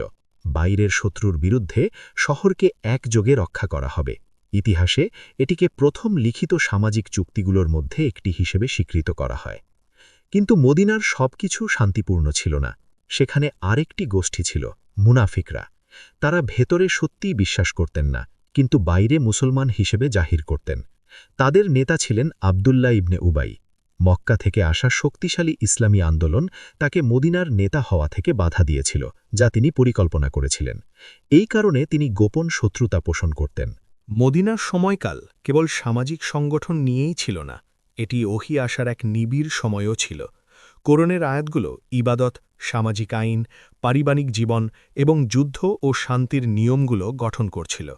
এই সময়ে রোজা ফরজ করা হয়েছিল, জাকাত ব্যবস্থা সংগঠিত হয়েছিল এবং আজানের প্রচলন শুরু হয়েছিল। আজান যেভাবে প্রতিষ্ঠিত হয়েছিল তাও গুরুত্বপূর্ণ। একজন সাহাবী স্বপ্নে আজানের শব্দগুলো দেখেছিলেন। নবী সাল্লাল্লাহু আলাইহি ওয়াসাল্লাম এটি অনুমোদন করলেন এবং বিলালকে আজান দেওয়ার আদেশ দিলেন। বিলালের শক্তিশালী কণ্ঠ মদিনার আকাশে প্রতিধ্বনিত হল। মদিনা এখন একটি সংগঠিত সমাজে পরিণত হয়েছিল, কিন্তু মক্কার মুশরিকরা এই অগ্রগতি উদ্বেগের সাথে লক্ষ্য করছিল। ইসলামের শক্তিশালী হওয়া তাদের অর্থনৈতিক ও রাজনৈতিক স্বার্থকে হুমকির মুখে ফেলে দিয়েছিল। মদিনার কিছু ইহুদি গোত্র তাদের চুক্তির প্রতি অনুগত থাকল না। বনু কাইনুকা, বনু নাদির এবং বনু কুরাইজা সময়ের সাথে সাথে বিভিন্ন চুক্তি লঙ্ঘন করল। প্রতিটি পরিস্থিতি আলাদাভাবে বিকশিত হয়েছিল, কিন্তু সাধারণ বিষয়টি ছিল চুক্তি ভঙ্গ করা। অন্যদিকে মক্কার মুশরিকরা চাইত না যে মদিনায় মুসলমানরা শক্তিশালী হোক। বাণিজ্য কাফেলাগুলো লক্ষ্যবস্তু হতে শুরু করল। এটি মক্কার অর্থনীতির জীবনরেখায় আঘাত করল। উত্তেজনা বাড়ল। অবশেষে ঐশী অনুমতি এলো। যাদের ওপর জুলুম করা হচ্ছে তাদের যুদ্ধের অনুমতি দেওয়া হলো। এই আয়াতের মাধ্যমে মুসলমানদের বৈধ আত্মরক্ষার অনুমতি দেওয়া হলো। এটি আক্রমণের অনুমতি ছিল না, বরং আত্মরক্ষার অনুমতি ছিল। এখন প্রথম বড় এবং অনিবার্য যুদ্ধ ঘনিয়ে আসছিল, বদর। মক্কার একটি বড় বাণিজ্য কাফেলা সিরিয়া থেকে ফিরছিল। আবু সুফিয়ান এটির নেতৃত্ব দিচ্ছিলেন। মক্কার অর্থনীতির জন্য এই কাফেলাটি অত্যন্ত গুরুত্বপূর্ণ ছিল। মক্কার অর্থনৈতিক শক্তিকে দুর্বল করতে এবং বছরের পর বছর ধরে ভোগ করা জুলুমের জবাব দিতে মুসলমানরা এটি থামানোর পরিকল্পনা করলেন। কিন্তু আবু সুফিয়ান সতর্ক ছিলেন। তিনি তথ্য সংগ্রহকারী পাঠিয়ে তথ্য নিলেন এবং মক্কায় সতর্কবার্তা পাঠালেন। মক্কায় সতর্কবার্তা ছড়িয়ে পড়ল। প্রায় 1000 জনের একটি শক্তিশালী বাহিনী তৈরি করা হল। 100 জন অশ্বারোহী, 700 উট, বর্মধারী এবং অভিজ্ঞ যোদ্ধা। সেই সময়ে আরব উপদ্বীপে এটি একটি গুরুতর সামরিক শক্তি ছিল। মুসলমানরা ছিলেন মাত্র 313 জন। তাদের 2টি ঘোড়া এবং 70টি উট ছিল। তাদের অস্ত্রশস্ত্র ছিল সীমিত। তাদের অধিকাংশেরই সঠিক বর্ম ছিল না। মুশরিকদের মতো সামরিক অভিজ্ঞতাও তাদের এতটা ছিল না। এটি সংখ্যার লড়াই ছিল না, এটি ছিল ঈমানের লড়াই। নবী সাল্লাল্লাহু আলাইহি ওয়াসাল্লাম তার সাহাবীদের সাথে পরামর্শ করলেন। শুরুতে লক্ষ্য ছিল কাফেলা, এখন তাদের সামনে একটি সেনাবাহিনী। আনসাররা কথা বললেন। সাদ ইবনে মুয়াজ বললেন, হে আল্লাহর রাসূল, আপনি যদি আমাদের সমুদ্রে নিয়ে যান, আমরা আপনাকে অনুসরণ করব। বনি ইসরায়েলরা যেমন বলেছিল, আপনিও আপনার রব গিয়ে যুদ্ধ করুন, আমরা তা কখনো বলব না, আমরা আপনার সাথে আছি। সিদ্ধান্ত হয়ে গেল। তারা বদর কূপের কাছে তাঁবু ফেললেন। নবী সাল্লাল্লাহু আলাইহি ওয়াসাল্লাম নিশ্চিত করলেন যেন কূপগুলো নিয়ন্ত্রণে থাকে। পানির সুবিধা এখন মুসলমানদের হাতে ছিল। তিনি সারা রাত প্রার্থনা করলেন। তিনি আকাশের দিকে হাত তুললেন, হে আল্লাহ, যদি মুসলমানদের এই ছোট্ট দলটি ধ্বংস হয়ে যায়, তাহলে পৃথিবীতে আপনার ইবাদত করার মতো আর কেউ থাকবে না। এই দোয়াটি কেবল বিজয়ের প্রার্থনা ছিল না, এটি ছিল সত্যের বার্তার টিকে থাকার আবেদন। কোরআনে যেমন বর্ণিত হয়েছে, আল্লাহ ফেরেশতাদের মাধ্যমে সাহায্যর প্রতিশ্রুতি দিলেন। যখন তোমরা তোমাদের রবের কাছে সাহায্য প্রার্থনা করেছিলে এবং তিনি তোমাদের উত্তর দিয়েছিলেন যে তিনি তোমাদের পর্যায়ক্রমে আসা 1000 ফেরেশতা দিয়ে সাহায্য করবেন। যুদ্ধের সকাল এলো। প্রথমে দৈরাত শুরু হল। মুশরিকদের প্রধান যোদ্ধারা সামনে এগিয়ে এলো। হামজা, আলী এবং উবাইদা ইবনুল হারিস সামনে এগিয়ে গেলেন। এই প্রথম সংঘর্ষে মুসলমানরা জয়ী হলেন। এরপর সাধারণ যুদ্ধ শুরু হল। মুসলমানরা সংখ্যায় কম ছিলেন, কিন্তু তাদের ঈমান ছিল শক্তিশালী। বর্ণনা অনুযায়ী কিছু মুশরিক বলেছিল যে তারা আকাশ থেকে সাদা পোশাক পরা অশ্বারোহীদের নামতে দেখেছিল। এটিকে ফেরেশতাদের সাহায্য হিসেবে বর্ণনা করা হয়। অল্প সময়ের মধ্যে যুদ্ধ মুসলমানদের পক্ষে শেষ হল। 70 জন মুশরিক নিহত হল, 70 জন বন্দী হল, 14 জন মুসলমান শহীদ হলেন। এই বিজয় কেবল সামরিক সাফল্য ছিল না, এটি একটি মনস্তাত্ত্বিক মোড় পরিবর্তনকারী ঘটনা ছিল। মক্কার যে বাহিনীকে অপরাজেয় মনে করা হতো, তারা পরাজিত হলেন। বন্দীদের ব্যাপারে নবী সাল্লাল্লাহু আলাইহি ওয়াসাল্লাম দয়া দেখালেন। যারা পড়তে ও লিখতে পারতেন, তাদের 10 জন মুসলমানকে শিক্ষা দেওয়ার বিনিময়ে মুক্তি দেওয়া হল। অন্যদের মুক্তিপণের বিনিময়ে বা মুক্তিপণ ছাড়াই ছেড়ে দেওয়া হল। এটি ইসলামের ন্যায় বিচার ও দয়ার বহিঃপ্রকাশ ঘটিয়েছিল। কিন্তু বদরের ফলাফল মক্কার জন্য এক বড় ধাক্কা ছিল। আবু জাহেলের মতো প্রধান ব্যক্তিদের মৃত্যু শহরের নেতৃত্ব কাঠামোকে নাড়িয়ে দিয়েছিল। এই পরাজয়ের প্রতিশোধ নেওয়াই হবে। মক্কা 2 বছর ধরে প্রস্তুতি নিল এবং তারপর এল উহুদ। হিজরতের 3য় বছরে প্রায় 3000 জনের একটি শক্তিশালী বাহিনী মদিনার দিকে রওনা দিল। আবু সুফিয়ান সেনাবাহিনীর নেতৃত্ব দিচ্ছিলেন। তাদের 200 অশ্বারোহী এবং শক্তিশালী সামরিক সরঞ্জাম ছিল। সৈন্যদের উৎসাহিত করতে এবং তাদের পিছু হটতে ঠেকাতে মহিলারাও সেনাবাহিনীর সাথে এসেছিলেন। এই যুদ্ধটি কেবল একটি লড়াই ছিল না, এটিকে বদরের প্রতিশোধ হিসেবে দেখা হচ্ছিল। মদিনায় খবর পৌঁছাল। নবী সাল্লাল্লাহু আলাইহি ওয়াসাল্লাম তার সাহাবীদের সাথে পরামর্শ করলেন। তার নিজের মত ছিল শহরের ভিতরে থেকে প্রতিরক্ষা করা। কিন্তু কিছু যুবক সাহাবী যারা বদরে অংশ নিতে পারেননি, তারা খোলা ময়দানে যুদ্ধ করতে চাইলেন। সংখ্যাগরিষ্ঠের মতামত মেনে নেওয়া হল। তারা উহুদ পাহাড়ের কাছে অবস্থান নিলেন। যুদ্ধের আগে নবী সাল্লাল্লাহু আলাইহি ওয়াসাল্লাম একটি সামরিক পাহাড়ে 50 জন তীরন্দাজকে নিযুক্ত করলেন। তিনি আবদুল্লাহ ইবনে জুবায়েরকে তাদের নেতা হিসেবে নিয়োগ করলেন এবং একটি চকস নির্দেশ দিলেন, যাই হোক না কেন তোমাদের জায়গা ছাড়বে না। এমনকি যদি তোমরা দেখো যে পাখিরা আমাদের লাশ ঠুকরে খাচ্ছে, তবুও নড়বে না। এমনকি যদি তোমরা দেখো যে আমরা জিতে গেছি, গনিমতের মালের জন্য নিচে নামবে না। এই নির্দেশটি যুদ্ধের ভাগ্য নির্ধারণ করার মতো গুরুত্বপূর্ণ ছিল। যুদ্ধ শুরু হল। মুসলমানরা চরম সাহসের সাথে আক্রমণ করলেন। হামজা, আলী এবং আবু দুজানার মতো নাম শত্রু ব্যূহ ভেঙে ফেললেন। মুশরিক বাহিনী পিছু হাঁটতে শুরু করল। বিজয় মুসলমানদের হাতে ছিল। কিন্তু সেই মুহূর্তে একটি চরম ভুল হয়ে গেল। অধিকাংশ তীরন্দাজ দেখলেন যে যুদ্ধ জিতে যাওয়া হয়েছে এবং গনিমতের মাল পড়ে আছে। তারা নিজেদের অবস্থান ছেড়ে দিলেন। আবদুল্লাহ ইবনে জুবায়ের এবং অল্প কয়েকজন তীরন্দাজ রয়ে গেলেন, কিন্তু বাকিরা নিচে নেমে গেলেন। অশ্বারোহী ইউনিটের কমান্ডার খালিদ বিন ওয়ালিদ এই সুযোগটি লক্ষ্য করলেন। তিনি পেছন থেকে ঘুরে এলেন। তিনি পাহাড়ের ওপর অল্প কয়েকজন তীরন্দাজকে পরাজিত করলেন এবং পেছন থেকে মুসলমানদের ওপর আক্রমণ করলেন। মুহূর্তের মধ্যে ভারসাম্য বদলে গেল। মুসলমানরা 2 দিক থেকে আটকা পড়লেন। বিশৃঙ্খলার মধ্যে একটি গুজব ছড়িয়ে পড়ল, মোহাম্মদ নিহত হয়েছেন। এই সংবাদ কিছু সাহাবীকে বিচলিত করে তুলল। কেউ কেউ যুদ্ধক্ষেত্র থেকে সরে যেতে শুরু করলেন। কিন্তু নবী সাল্লাল্লাহু আলাইহি ওয়াসাল্লাম জীবিত ছিলেন। প্রবল আক্রমণের সময় তিনি আহত হলেন। তার শিরস্ত্রাণ ভেঙে গেল, তার মুখ দিয়ে রক্ত পড়ল, তার পবিত্র দাঁত মুবারক শহীদ হল, তার গাল আহত হল। তিনি রক্তে রঞ্জিত হয়েও এই দোয়া করলেন, হে আল্লাহ, আমার উম্মতকে ক্ষমা করে দিন, কারণ তারা জানে না। এই কথাগুলো ছিল যুদ্ধের মাঝখানে দয়ার চূড়ান্ত শিখর। ওয়াহশী ইবনে হারবের ছোড়া বর্ষার আঘাতে হামজা রাদিয়াল্লাহু যুদ্ধক্ষেত্রে শহীদ হলেন। ওয়াহশী তার মালিকের কাছ থেকে মুক্তি পাওয়ার জন্য হামজাকে লক্ষ্যবস্তু বানিয়েছিলেন। হামজার শাহাদাত মুসলমানদের জন্য ছিল এক অপূরণীয় ক্ষতি।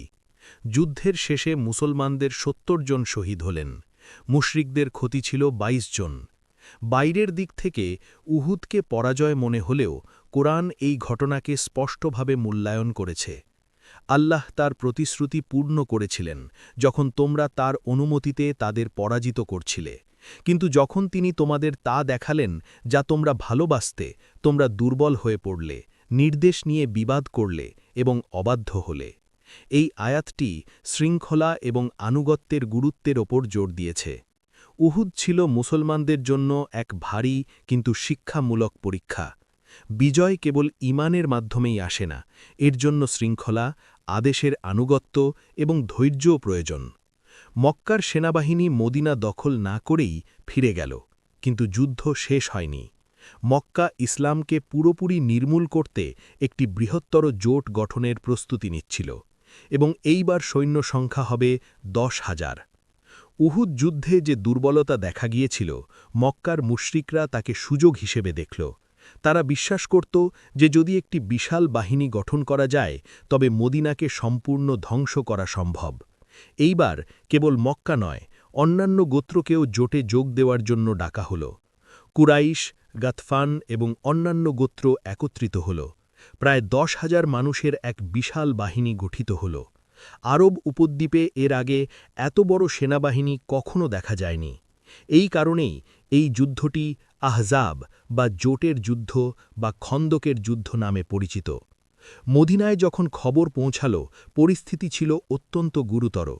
সৈন্য সংখ্যার পার্থক্যের কারণে খোলা ময়দানে যুদ্ধ করা মানেই ছিল আত্মহত্যা। নবী সাল্লাল্লাহু আলাইহি ওয়াসাল্লাম তার সাহাবীদের সাথে পরামর্শ করলেন। সেই মুহূর্তে সলমান আল ফার্সি কথা বললেন। তিনি তার জন্মভূমি পারস্যে ব্যবহৃত একটি প্রতিরক্ষা পদ্ধতির বর্ণনা দিলেন। শহরের খোলা দিকে একটি পরিখা খনন করা। আরবদের জন্য এটি ছিল একটি অজানা কৌশল। প্রস্তাবটি গৃহীত হল। মদিনার উত্তর দিকে একটি প্রশস্ত ও গভীর পরিখা খনন শুরু হল। মুসলমানরা প্রচণ্ড শীতের মধ্যে ক্ষুধার্ত অবস্থায় কাজ করলেন। নবী সাল্লাল্লাহু আলাইহি ওয়াসাল্লাম নিজেই খনন কাজে অংশ নিলেন, নিজের হাতে মাটি বহন করলেন। ক্ষুধা এত তীব্র ছিল যে সাহাবীরা পেটে পাথর বেঁধেছিলেন। দেখা গেল যে নবী সাল্লাল্লাহু আলাইহি ওয়াসাল্লাম তার পেটে 2টি পাথর বেঁধেছেন। খনন করার সময় তারা একটি বিশাল পাথরের সম্মুখীন হলেন যা ভাঙা যাচ্ছিল না। নবী কোদাল হাতে নিলেন। যখন তিনি তাতে আঘাত করলেন, স্ফুলিঙ্গ দেখা দিল এবং তিনি বললেন, আমাকে শামের চাবিকাঠি দেওয়া হয়েছে। দ্বিতীয় আঘাতে আমাকে পারস্যের চাবিকাঠি দেওয়া হয়েছে।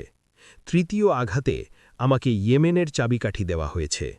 সেই মুহূর্তে যখন মুসলমানরা খন্দক খনন করছিলেন, তাদের ভবিষ্যৎ বিজয়ের সুসংবাদ দেওয়া হচ্ছিল। মুশরিক বাহিনী যখন মদিনায় পৌঁছাল, পরীক্ষা দেখে তারা অবাক হয়ে গেল। এই প্রতিরক্ষা ব্যবস্থা তাদের সব পরিকল্পনা নষ্ট করে দিল। সরাসরি আক্রমণ করা সম্ভব ছিল না। তারা কেবল সরু পারাপারের জায়গাগুলোতে আক্রমণ করার চেষ্টা করল। আমির ইবনে আবদে উদের সাথে আলীর জন্য একটি প্রচণ্ড লড়াই হল এবং আলী তাকে হত্যা করলেন।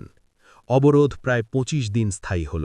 শীত, ক্ষুধা এবং মনস্তাত্ত্বিক চাপ বাড়ল।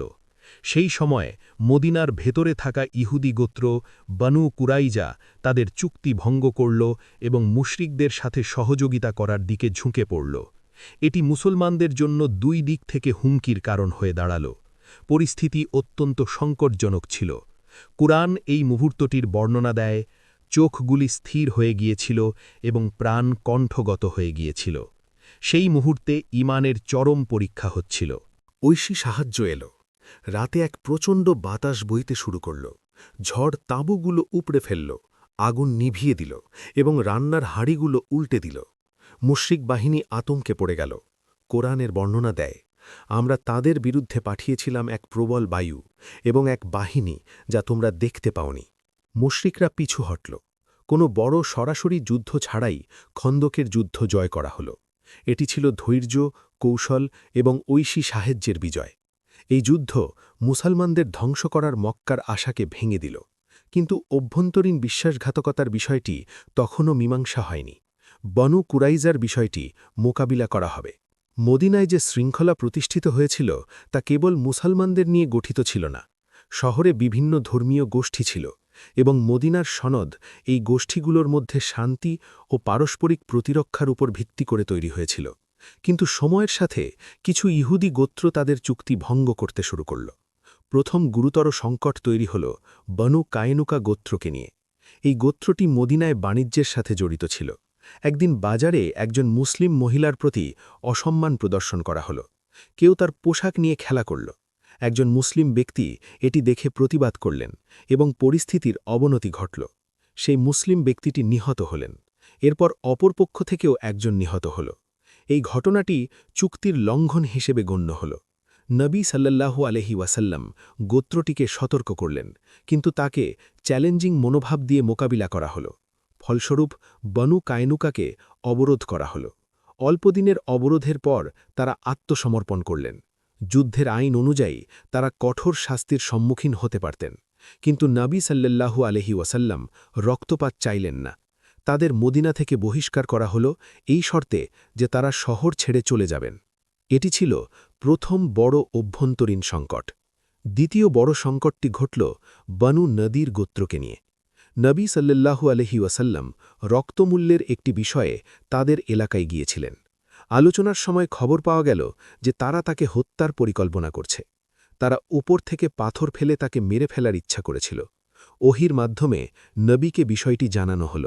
বনু নদীরকে তখন অবরোধ করা হল। অবরোধ কয়েকদিন স্থায়ী হল। শেষে তারা আত্মসমর্পণ করলেন। সিদ্ধান্ত হল যে তারা মদিনা ত্যাগ করবেন। তারা তাদের কিছু মালামাল নিয়ে খায়বরের দিকে চলে গেলেন। এই প্রক্রিয়ার সময় কৌশলগত কারণে কিছু খেজুর গাছ কাটা হয়েছিল। এরপর একটি আয়াত নাজিল হল, তোমরা যে সব খেজুর গাছ কেটেছ বা যেগুলোকে শেকড়ের উপর দাঁড়িয়ে থাকতে দিয়েছ তা ছিল আল্লাহর অনুমতিক্রমে।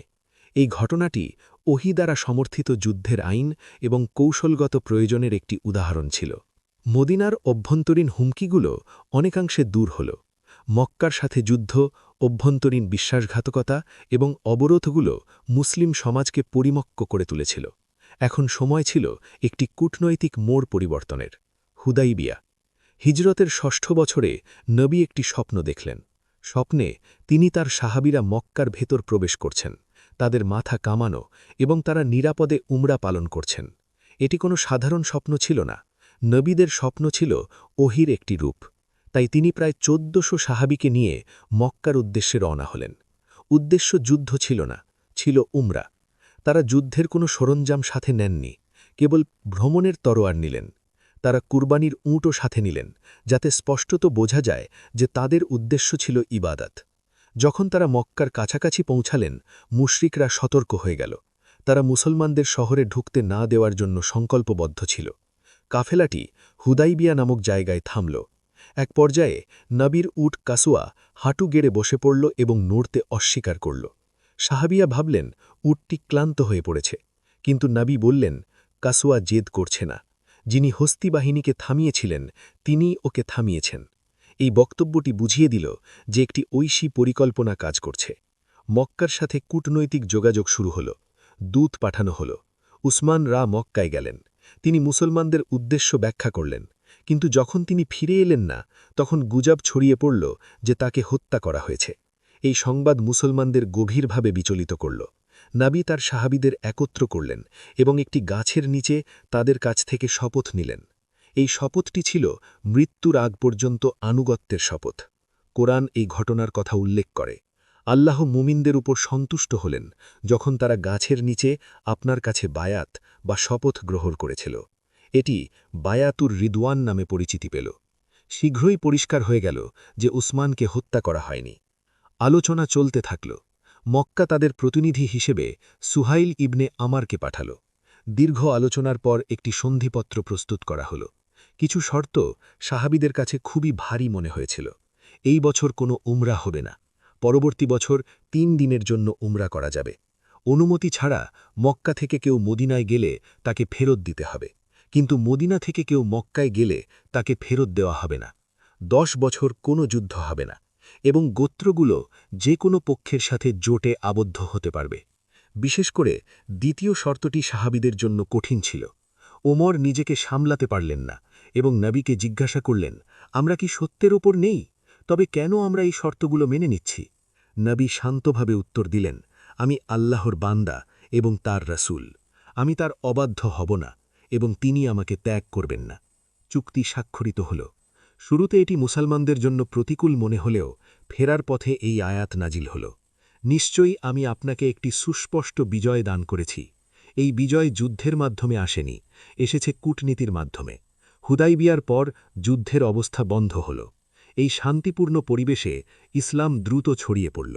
২ বছরে নতুন মুসলমান হওয়ার সংখ্যা পূর্ববর্তী সমস্ত বছরের মোট সংখ্যাকে ছাড়িয়ে গেল।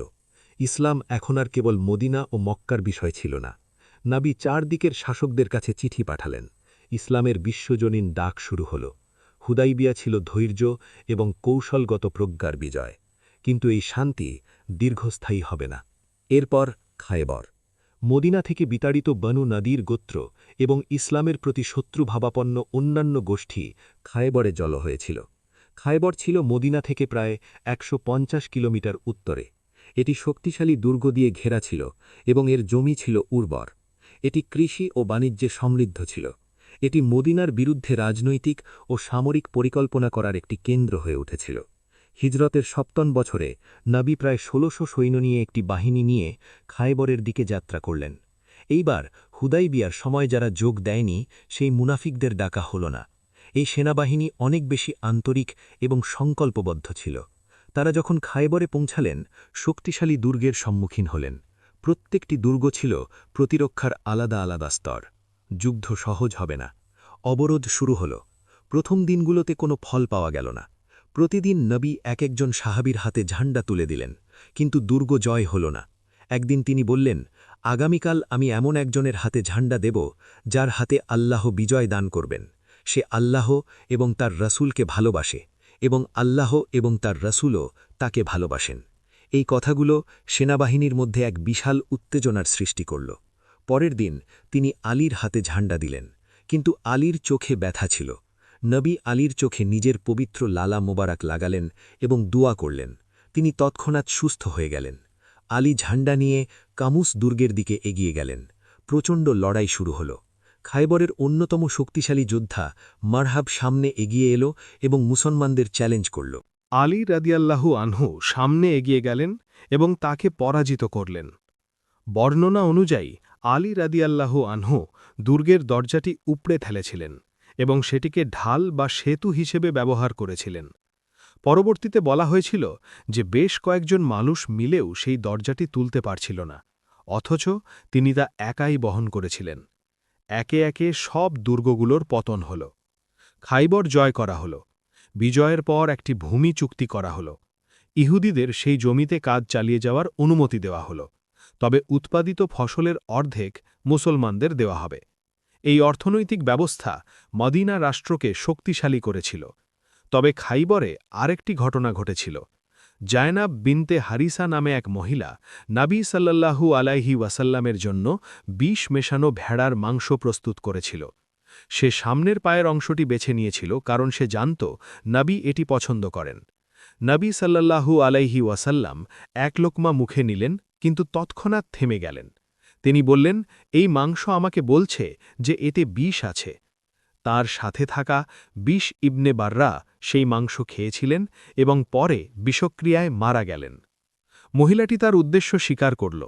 নবী সাল্লাল্লাহু আলাইহি ওয়াসাল্লাম কোনো প্রতিশোধ নিলেন না, তিনি তাকে ক্ষমা করে দিলেন। এই ঘটনাটি তার দয়া এবং ঐশী সুরক্ষার নিদর্শন হিসেবে বর্ণিত হয়। খাইবর বিজয় কেবল একটি সামরিক সাফল্য ছিল না, এটি মদিনার অর্থনৈতিক শক্তি বাড়িয়ে দিয়েছিল এবং উত্তর সীমান্ত সুরক্ষিত হয়েছিল। ইসলামী রাষ্ট্র এখন আরও শক্তিশালী ভিত্তির ওপর দাঁড়িয়েছিল। কিন্তু যখন কূটনৈতিক বিস্তার চলছিল, তখনই বাইজেন্টিয়াম সীমান্তের কাছে এক নতুন সংকট দেখা দিল, মুতা। হুদাইবিয়ার পর মক্কা ফ্রন্ট শান্ত হয়েছিল। খাইবরের পর উত্তরের সীমা অনেকাংশে সুরক্ষিত হয়েছিল। কিন্তু ইসলাম এখন আর কেবল হিজাজ অঞ্চলের বিষয় ছিল না। নবী সাল্লাল্লাহু আলাইহি ওয়াসাল্লাম চারপাশের শাসকদের কাছে চিঠি পাঠালেন। ইসলামের দাওয়াত সম্বলিত চিঠিগুলো বাইজেন্টাইন সম্রাট হেরাক্লিয়াস, পারস্যের কিসরা, মিশরের মুকাউকিস এবং অন্যান্য নেতাদের কাছে পৌঁছে দেওয়া হল।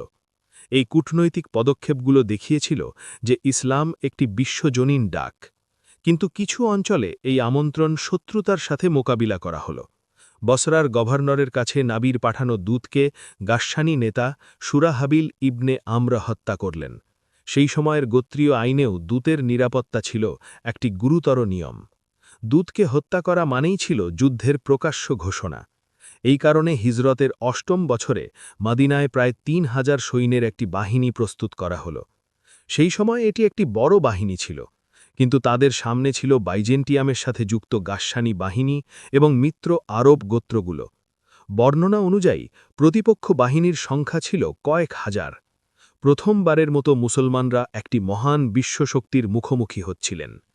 নবী সাল্লাল্লাহু আলাইহি ওয়াসাল্লাম পর্যায়ক্রমে ৩ জন নেতা নিযুক্ত করলেন। প্রথমে জায়েদ ইবনে হারিসা, যদি তিনি শহীদ হন তবে জাফর ইবনে আবি তালিব, আর যদি তিনিও শহীদ হন তবে আবদুল্লাহ ইবনে রামাহা। এই ক্রমটি স্পষ্টভাবে ঘোষণা করা হয়েছিল। সেনাবাহিনী উত্তর দিকে অগ্রসর হল। যখন তারা মুতা অঞ্চলে পৌঁছালেন এবং শত্রু বাহিনীর বিশালতা দেখলেন, তখন এক মুহূর্তের জন্য দ্বিধা তৈরি হল। কিছু সাহাবী মদিনায় ফিরে গিয়ে পরিস্থিতি জানানোর পরামর্শ দিলেন, কিন্তু আবদুল্লাহ ইবনে রাওয়াহা দাঁড়িয়ে বললেন, আমরা সংখ্যার জোরে যুদ্ধ করি না, আমরা ঈমানের জোরে যুদ্ধ করি। সিদ্ধান্ত হয়ে গেল, যুদ্ধ শুরু হল। জায়েদ ইবনে হারিসা প্রথমে ঝান্ডা বহন করলেন এবং প্রচণ্ড যুদ্ধের মাঝখানে তিনি শহীদ হলেন। ঝান্ডা জাফর ইবনে আবি তালিবের হাতে এল। জাফর অত্যন্ত সাহসের সাথে লড়াই করলেন। তার ডান হাত কেটে ফেলা হল, তিনি বাঁ হাত দিয়ে ঝান্ডা ধরলেন। তার বাঁ হাতও কেটে ফেলা হল, তিনি ঝান্ডাটি বুকের সাথে চেপে ধরলেন। শেষে তিনিও শহীদ হলেন। নবী সাল্লাল্লাহু আলাইহি ওয়াসাল্লাম তখন মদিনায় ছিলেন এবং যুদ্ধের দৃশ্যটি তাকে দেখানো হচ্ছিল। তিনি সাহাবীদের বললেন, এখন জায়েদ ঝান্ডা নিয়েছে এবং শহীদ হয়েছে, এখন জাফর এটি নিয়েছে এবং শহীদ হয়েছে। জাফর রাদিয়াল্লাহু আনহু সম্পর্কে তিনি বললেন, আল্লাহ জান্নাতে তাকে দুটি ডানা দিয়েছেন যা দিয়ে তিনি উড়ছেন। এই কারণে তাকে তাইয়ার উপাধি দেওয়া হয়েছিল। এরপর আবদুল্লাহ ইবনে রাওয়াহা ঝান্ডা নিলেন এবং তিনিও শীঘ্রই শহীদ হলেন। ঝান্ডা নেতা ছাড়া থাকতে পারে না। সাহাবীরা খালিদ বিন ওয়ালিদকে এটি নিতে অনুরোধ করলেন। খালিদ সম্প্রতি ইসলাম গ্রহণ করেছিলেন, কিন্তু তার সামরিক দক্ষতা ছিল সুপরিচিত। তিনি ঝান্ডা নিলেন এবং সেনাবাহিনীকে পুনর্গঠিত করলেন। রাত্রেবেলা তিনি বিভিন্ন ইউনিটের অবস্থান বদলে দিলেন। সকালে শত্রুদের কাছে মনে হল যেন এক নতুন সেনাবাহিনী এসেছে। এই কৌশলের কারণে মুসলিম বাহিনী সেই দিন বড় কোনো ক্ষতি ছাড়াই পিছু হটতে সক্ষম হয়েছিল। সেই দিন খালিদের হাতে 9টি তলোয়ার ভেঙেছিল। যখন তারা মদিনায় ফিরলেন, কিছু মানুষ তাদের পলায়নকারী বলে সমালোচনা করলেন, কিন্তু নবী সাল্লাল্লাহু আলাইহি ওয়াসাল্লাম বললেন, তারা পলায়নকারী নয়, তারা পুনরায় ফিরে যাওয়ার দল। মুতাব সামরিক অর্থে কোনো বিজয় ছিল না, কিন্তু এটি দেখিয়েছিল যে মুসলমানরা বাইজেন্টিয়ামের সীমান্ত পর্যন্ত পৌঁছে গেছে। ইসলাম এখন আর কোনো স্থানীয় শক্তি নয়, এটি একটি আঞ্চলিক শক্তিতে পরিণত হয়েছিল। আর মক্কা, হুদাইবিয়ার চুক্তি তখনও কার্যকর ছিল, কিন্তু শীঘ্রই একটি লঙ্ঘন ঘটবে যা মক্কার দরজা খুলে দেওয়ার ঘটনার সূচনা করবে। হুদাইবিয়ার চুক্তির পর প্রায় 2 বছর কেটে গিয়েছিল। এই সময়ে ইসলাম দ্রুত ছড়িয়ে পড়ল, মদিনা রাষ্ট্র শক্তিশালী হল এবং গোত্রগুলো একে একে মুসলমানদের সাথে জোটে আবদ্ধ হল। কিন্তু হুদাইবিয়ার অন্যতম গুরুত্বপূর্ণ একটি শর্ত লঙ্ঘিত হল। মক্কার মিত্র বনু বকর গোত্র মুসলমানদের মিত্র বনু খুজা গোত্রকে আক্রমণ করল। এই আক্রমণের সময় মক্কার মানুষ গোপনে বনু বকরকে সাহায্য করেছিল। এটি চুক্তির স্পষ্ট লঙ্ঘন ছিল। বনু খুজা গোত্রের একটি প্রতিনিধি দল মদিনায় এসে নবী সাল্লাল্লাহু আলাইহি ওয়াসাল্লামের কাছে সাহায্য চাইল। সিদ্ধান্ত হয়ে গেল তারা মক্কার দিকে রওনা হবেন। তবে এইবার লক্ষ্য প্রতিশোধ ছিল না, লক্ষ্য ছিল বিজয়। হিজরতের 8ম বছরে প্রায় 10,000 সৈন্যের একটি বাহিনী প্রস্তুত করা হল। এটি সেই সময় পর্যন্ত ইসলামী সেনাবাহিনীর সর্বোচ্চ সংখ্যা ছিল। অভিযানটি গোপন রাখা হয়েছিল। উদ্দেশ্য ছিল রক্তপাত ছাড়াই মক্কা জয় করা। সেনাবাহিনী যখন মক্কার কাছাকাছি পৌঁছাল, রাতে বিশাল মশাল জ্বালানো হল। এই দৃশ্য মক্কার মানুষকে স্তব্ধ করে দিল।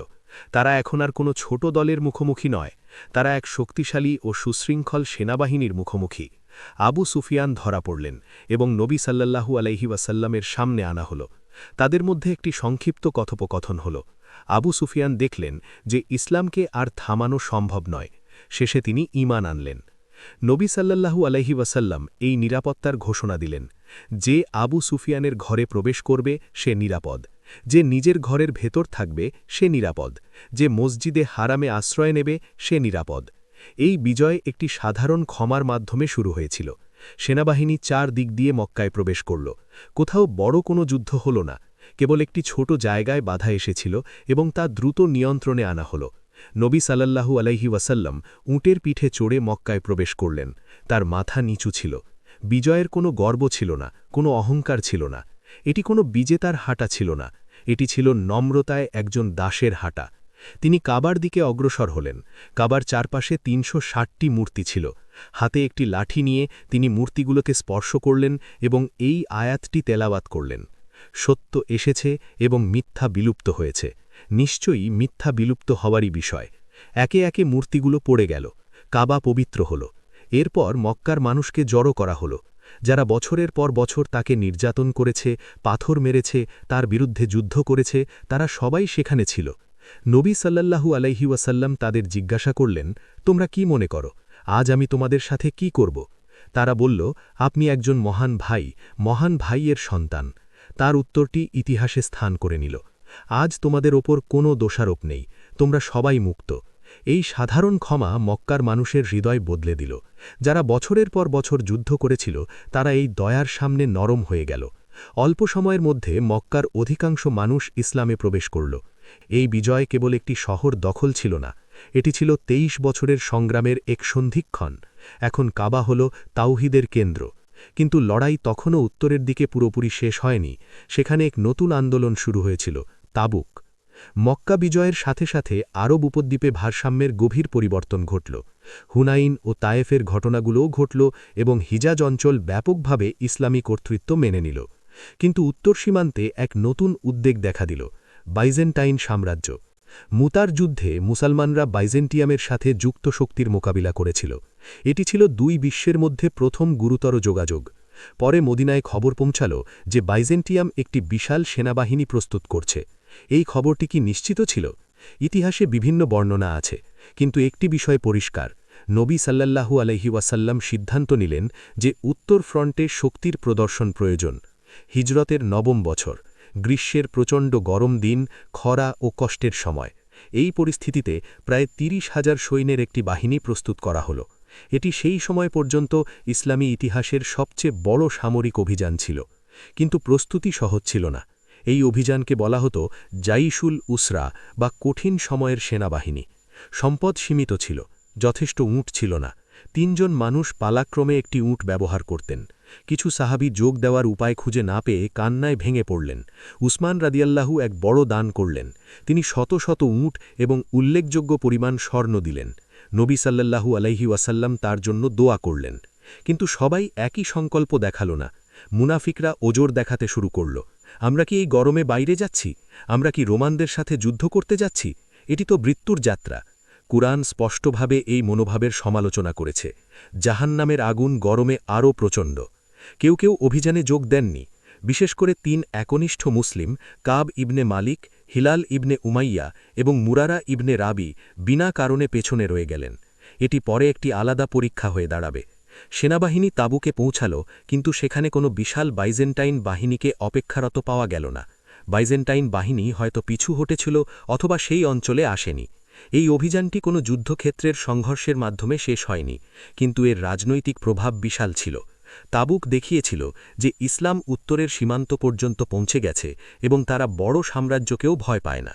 সেই অঞ্চলের কিছু গোত্র ও স্থানীয় শাসকরা মুসলমানদের সাথে চুক্তি করল। ইসলামী রাষ্ট্র এখন আর কেবল আরবের কোনো শক্তি নয়, এটি একটি বিস্তৃত রাজনৈতিক শক্তিতে পরিণত হয়েছিল। ফেরার পথে মুনাফিকদের আচরণ একটি ইস্যু হয়ে দাঁড়াল। পিছনে রয়ে যাওয়া ৩ একনিষ্ঠ সাহাবী তাদের ভুল খোলাখুলিভাবে স্বীকার করলেন। নবী সাল্লাল্লাহু আলাইহি ওয়াসাল্লাম তাদের বিষয়টি আল্লাহর বিচারের ওপর ছেড়ে দিলেন। তাদের সামাজিক বর্জন করা হল। ৪০ দিন, ৫০ দিন, পৃথিবী তাদের জন্য সংকীর্ণ হয়ে গেল।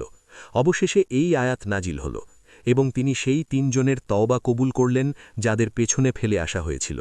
এই ঘটনাটি একনিষ্ঠতা ও মুনাফিকির মধ্যে পার্থক্য বুঝিয়ে দিল। তাবুক অভিযান কোনো যুদ্ধ ছিল না, তবে এটি ছিল শক্তির প্রদর্শন। এটি ছিল একটি বার্তা, ইসলাম আর কোনো আঞ্চলিক ডাক নয়, এটি একটি বৈশ্বিক ডাক। এখন চূড়ান্ত পর্যায়ে ঘনিয়ে আসছে। নবীর সবচেয়ে গুরুত্বপূর্ণ প্রকাশ্য ভাষণটি কাছে চলে এসেছে, বিদায় হজ। হিজরতের ১০ম বছর। আরব উপদ্বীপের অধিকাংশ মানুষ এখন ইসলাম গ্রহণ করেছে। মক্কা বিজিত হয়েছে, মূর্তি সরিয়ে ফেলা হয়েছে এবং গোত্রগুলো একে একে মদিনায় প্রতিনিধি দল পাঠাচ্ছে। এই বছরটিকে প্রতিনিধি দলের বছর বলা হয়। ইসলাম এখন আর কোনো স্থানীয় আন্দোলন নয়, এটি আরবের আকাশ ছেয়ে ফেলা এক মহাসত্যে পরিণত হয়েছে। এই সময়ে এই আয়াতটি নাজিল হল, যখন আল্লাহর সাহায্য ও বিজয় আসবে এবং আপনি মানুষকে দলে দলে আল্লাহর দ্বীনে প্রবেশ করতে দেখবেন। এই আয়াতটি ছিল কাজ পূর্ণ হওয়ার একটি সংকেত। হিজরতের ১০ম বছরে নবী সাল্লাল্লাহু আলাইহি ওয়াসাল্লাম হজ পালনের সিদ্ধান্ত নিলেন। এটি হবে তার শেষ হজ, কিন্তু তখনও কেউ জানত না যে এটি একটি বিদায়। তিনি ১ লক্ষের বেশি মুসলমান নিয়ে মদিনা থেকে যাত্রা শুরু করলেন। এই সংখ্যাটি বুঝিয়ে দেয় ২৩ বছর আগে হেরা গুহায় একা শুরু করা সেই বাণী কত দূর পৌঁছেছে। নবী সাল্লাল্লাহু আলাইহি ওয়াসাল্লাম ইহরাম বাঁধলেন, তালবিয়া পাঠ করলেন এবং মক্কার দিকে অগ্রসর হলেন। লব্বাইক আল্লাহুম্মা লব্বাইক। তারা যখন মক্কায় পৌঁছালেন, কাবা তাওয়াফ করা হল, সাফা ও মারুয়ার মধ্যে সাই করা হল, কোরবানি করা হল। কিন্তু সবচেয়ে ঐতিহাসিক মুহূর্তটি ঘটল আরাফাতের ময়দানে। আরাফাতের দিনে তপ্ত সূর্যের নিচে লক্ষ লক্ষ মানুষ এক জায়গায় জড়ো হলেন। নবী সাল্লাল্লাহু আলাইহি ওয়াসাল্লাম তার উট কাসওয়ার ওপর বসে ভাষণ দিলেন। এই ভাষণটি ইতিহাসে অধিকার, ন্যায় বিচার ও মানবিক মর্যাদার অন্যতম বিস্তৃত ঘোষণা হিসেবে বিবেচিত হয়। তিনি শুরু করলেন, হে মানুষ, আমার কথা মন দিয়ে শোনো। আমি জানি না এই বছরের পর তোমাদের সাথে আমার আর এখানে দেখা হবে কিনা। এই বাক্যটি ছিল বিদায়ের সংকেত। এরপর তিনি মূল নীতিগুলো ঘোষণা করলেন। তোমাদের জীবন, তোমাদের সম্পদ এবং তোমাদের সম্মান পবিত্র। সুদ বিলুপ্ত করা হল। প্রথম যে সুদ আমি বাতিল করছি তা হল আমার চাচা আব্বাসের সুদ। রক্তের প্রতিশোধ বিলুপ্ত করা হল।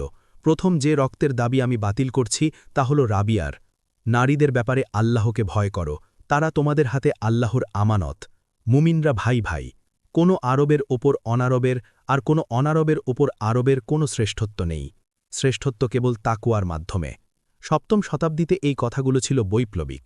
বর্ণবাদী শ্রেষ্ঠত্ব প্রত্যাখ্যান করা হল, সামাজিক ন্যায় বিচারের উপর জোর দেওয়া হল এবং অর্থনৈতিক শোষণ নিষিদ্ধ করা হল।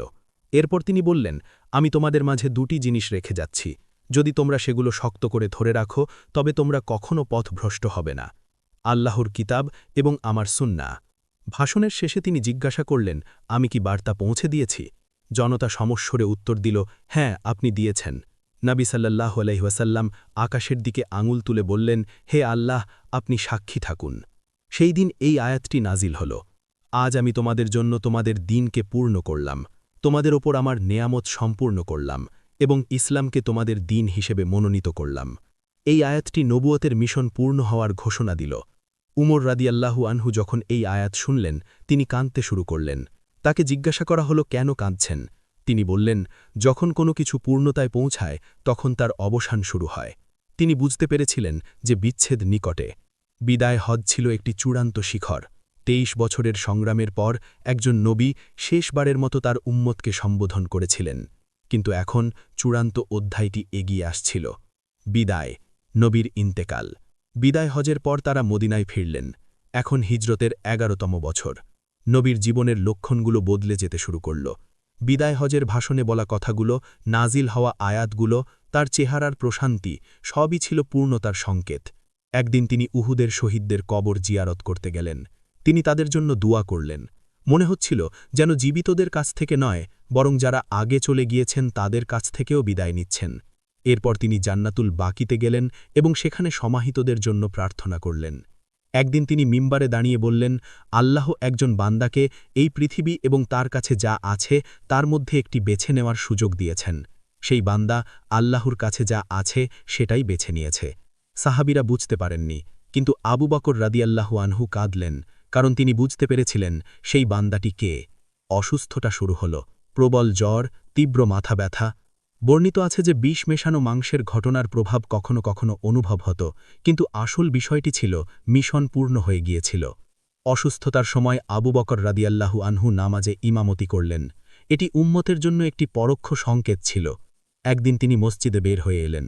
সাহাবীরা নামাজের জন্য কাতারে দাঁড়িয়েছিলেন। পর্দা তোলা হল। তিনি তাদের দিকে তাকালেন। তার মুখে একটি স্নিগ্ধ হাসি ছিল। সেই মুহূর্তে সাহাবীরা আনন্দিত হলেন। তারা ভাবলেন তিনি সুস্থ হয়ে গিয়েছেন, কিন্তু সেটাই ছিল তার শেষ দৃষ্টি। শেষ দিনগুলিতে তিনি আয়েশা রাদিয়াল্লাহু আনহার ঘরে ছিলেন। নামাজ নামাজ তিনি তার উম্মতকে মনে করিয়ে দিচ্ছিলেন। তার শেষ কথাগুলির একটি ছিল, ইলাল রফিকিল আলা, অর্থাৎ সর্বোচ্চ বন্ধুর কাছে, এবং তিনি তার আত্মা সমর্পণ করলেন। হিজরতের ১১তম বছর, রাবিউল আউয়াল মাস। নবী সাল্লাল্লাহু আলাইহি ওয়াসাল্লাম ৬৩ বছর বয়সে ইন্তেকাল করলেন। মদিনা কেঁপে উঠল। কিছু সাহাবী যা ঘটেছে তা মেনে নিতে পারছিলেন না। উমর রাদিয়াল্লাহু আনহু দাঁড়িয়ে বললেন, যে বলবে মুহাম্মদ মারা গেছেন আমি তার মাথা উড়িয়ে দেব। তিনি কেবল তার রবের কাছে গিয়েছেন। সেই মুহূর্তে আবু বকর মসজিদে প্রবেশ করলেন। তিনি মিম্বারে গেলেন এবং এই আয়াতটি তিলাওয়াত করলেন। মুহাম্মদ কেবল একজন রাসূল, তার আগে বহু রাসূল গত হয়েছেন। যদি তিনি মারা যান বা নিহত হন তবে কি তোমরা তোমাদের হিল বা পূর্বাবস্থায় ফিরে যাবে? এরপর তিনি বললেন, যে মুহাম্মদের ইবাদত করত সে জেনে রাখো মুহাম্মদ মারা গেছেন, আর যে আল্লাহর ইবাদত করো সে জেনে রাখো আল্লাহ চিরঞ্জীব এবং তিনি কখনো মরেন না। এই কথাগুলো উমরকে বাস্তবে ফিরিয়ে আনল। তাকে আয়েশা রাদিয়াল্লাহু আনহার ঘরে দাফন করা হল। সেই ঘরটি পরবর্তীতে মসজিদে নববীর অংশ হয়ে যায়। ২৩ বছরের ওহী যা একটি গুহায় শুরু হয়েছিল। পাথর খাওয়া, বয়কট, যুদ্ধ, হিজরত পেরিয়ে এক নবী শেষে এক উম্মত রেখে গেলেন। তার মৃত্যু কোনো সমাপ্তি ছিল না, এটি ছিল একটি আমানত বা বিশ্বাসের হস্তান্তর। কুরআন পূর্ণ হয়েছিল, বার্তা পৌঁছে দেওয়া হয়েছিল, পথ দেখানো হয়েছিল। এখন দায়িত্বটি ছিল উম্মতের ওপর।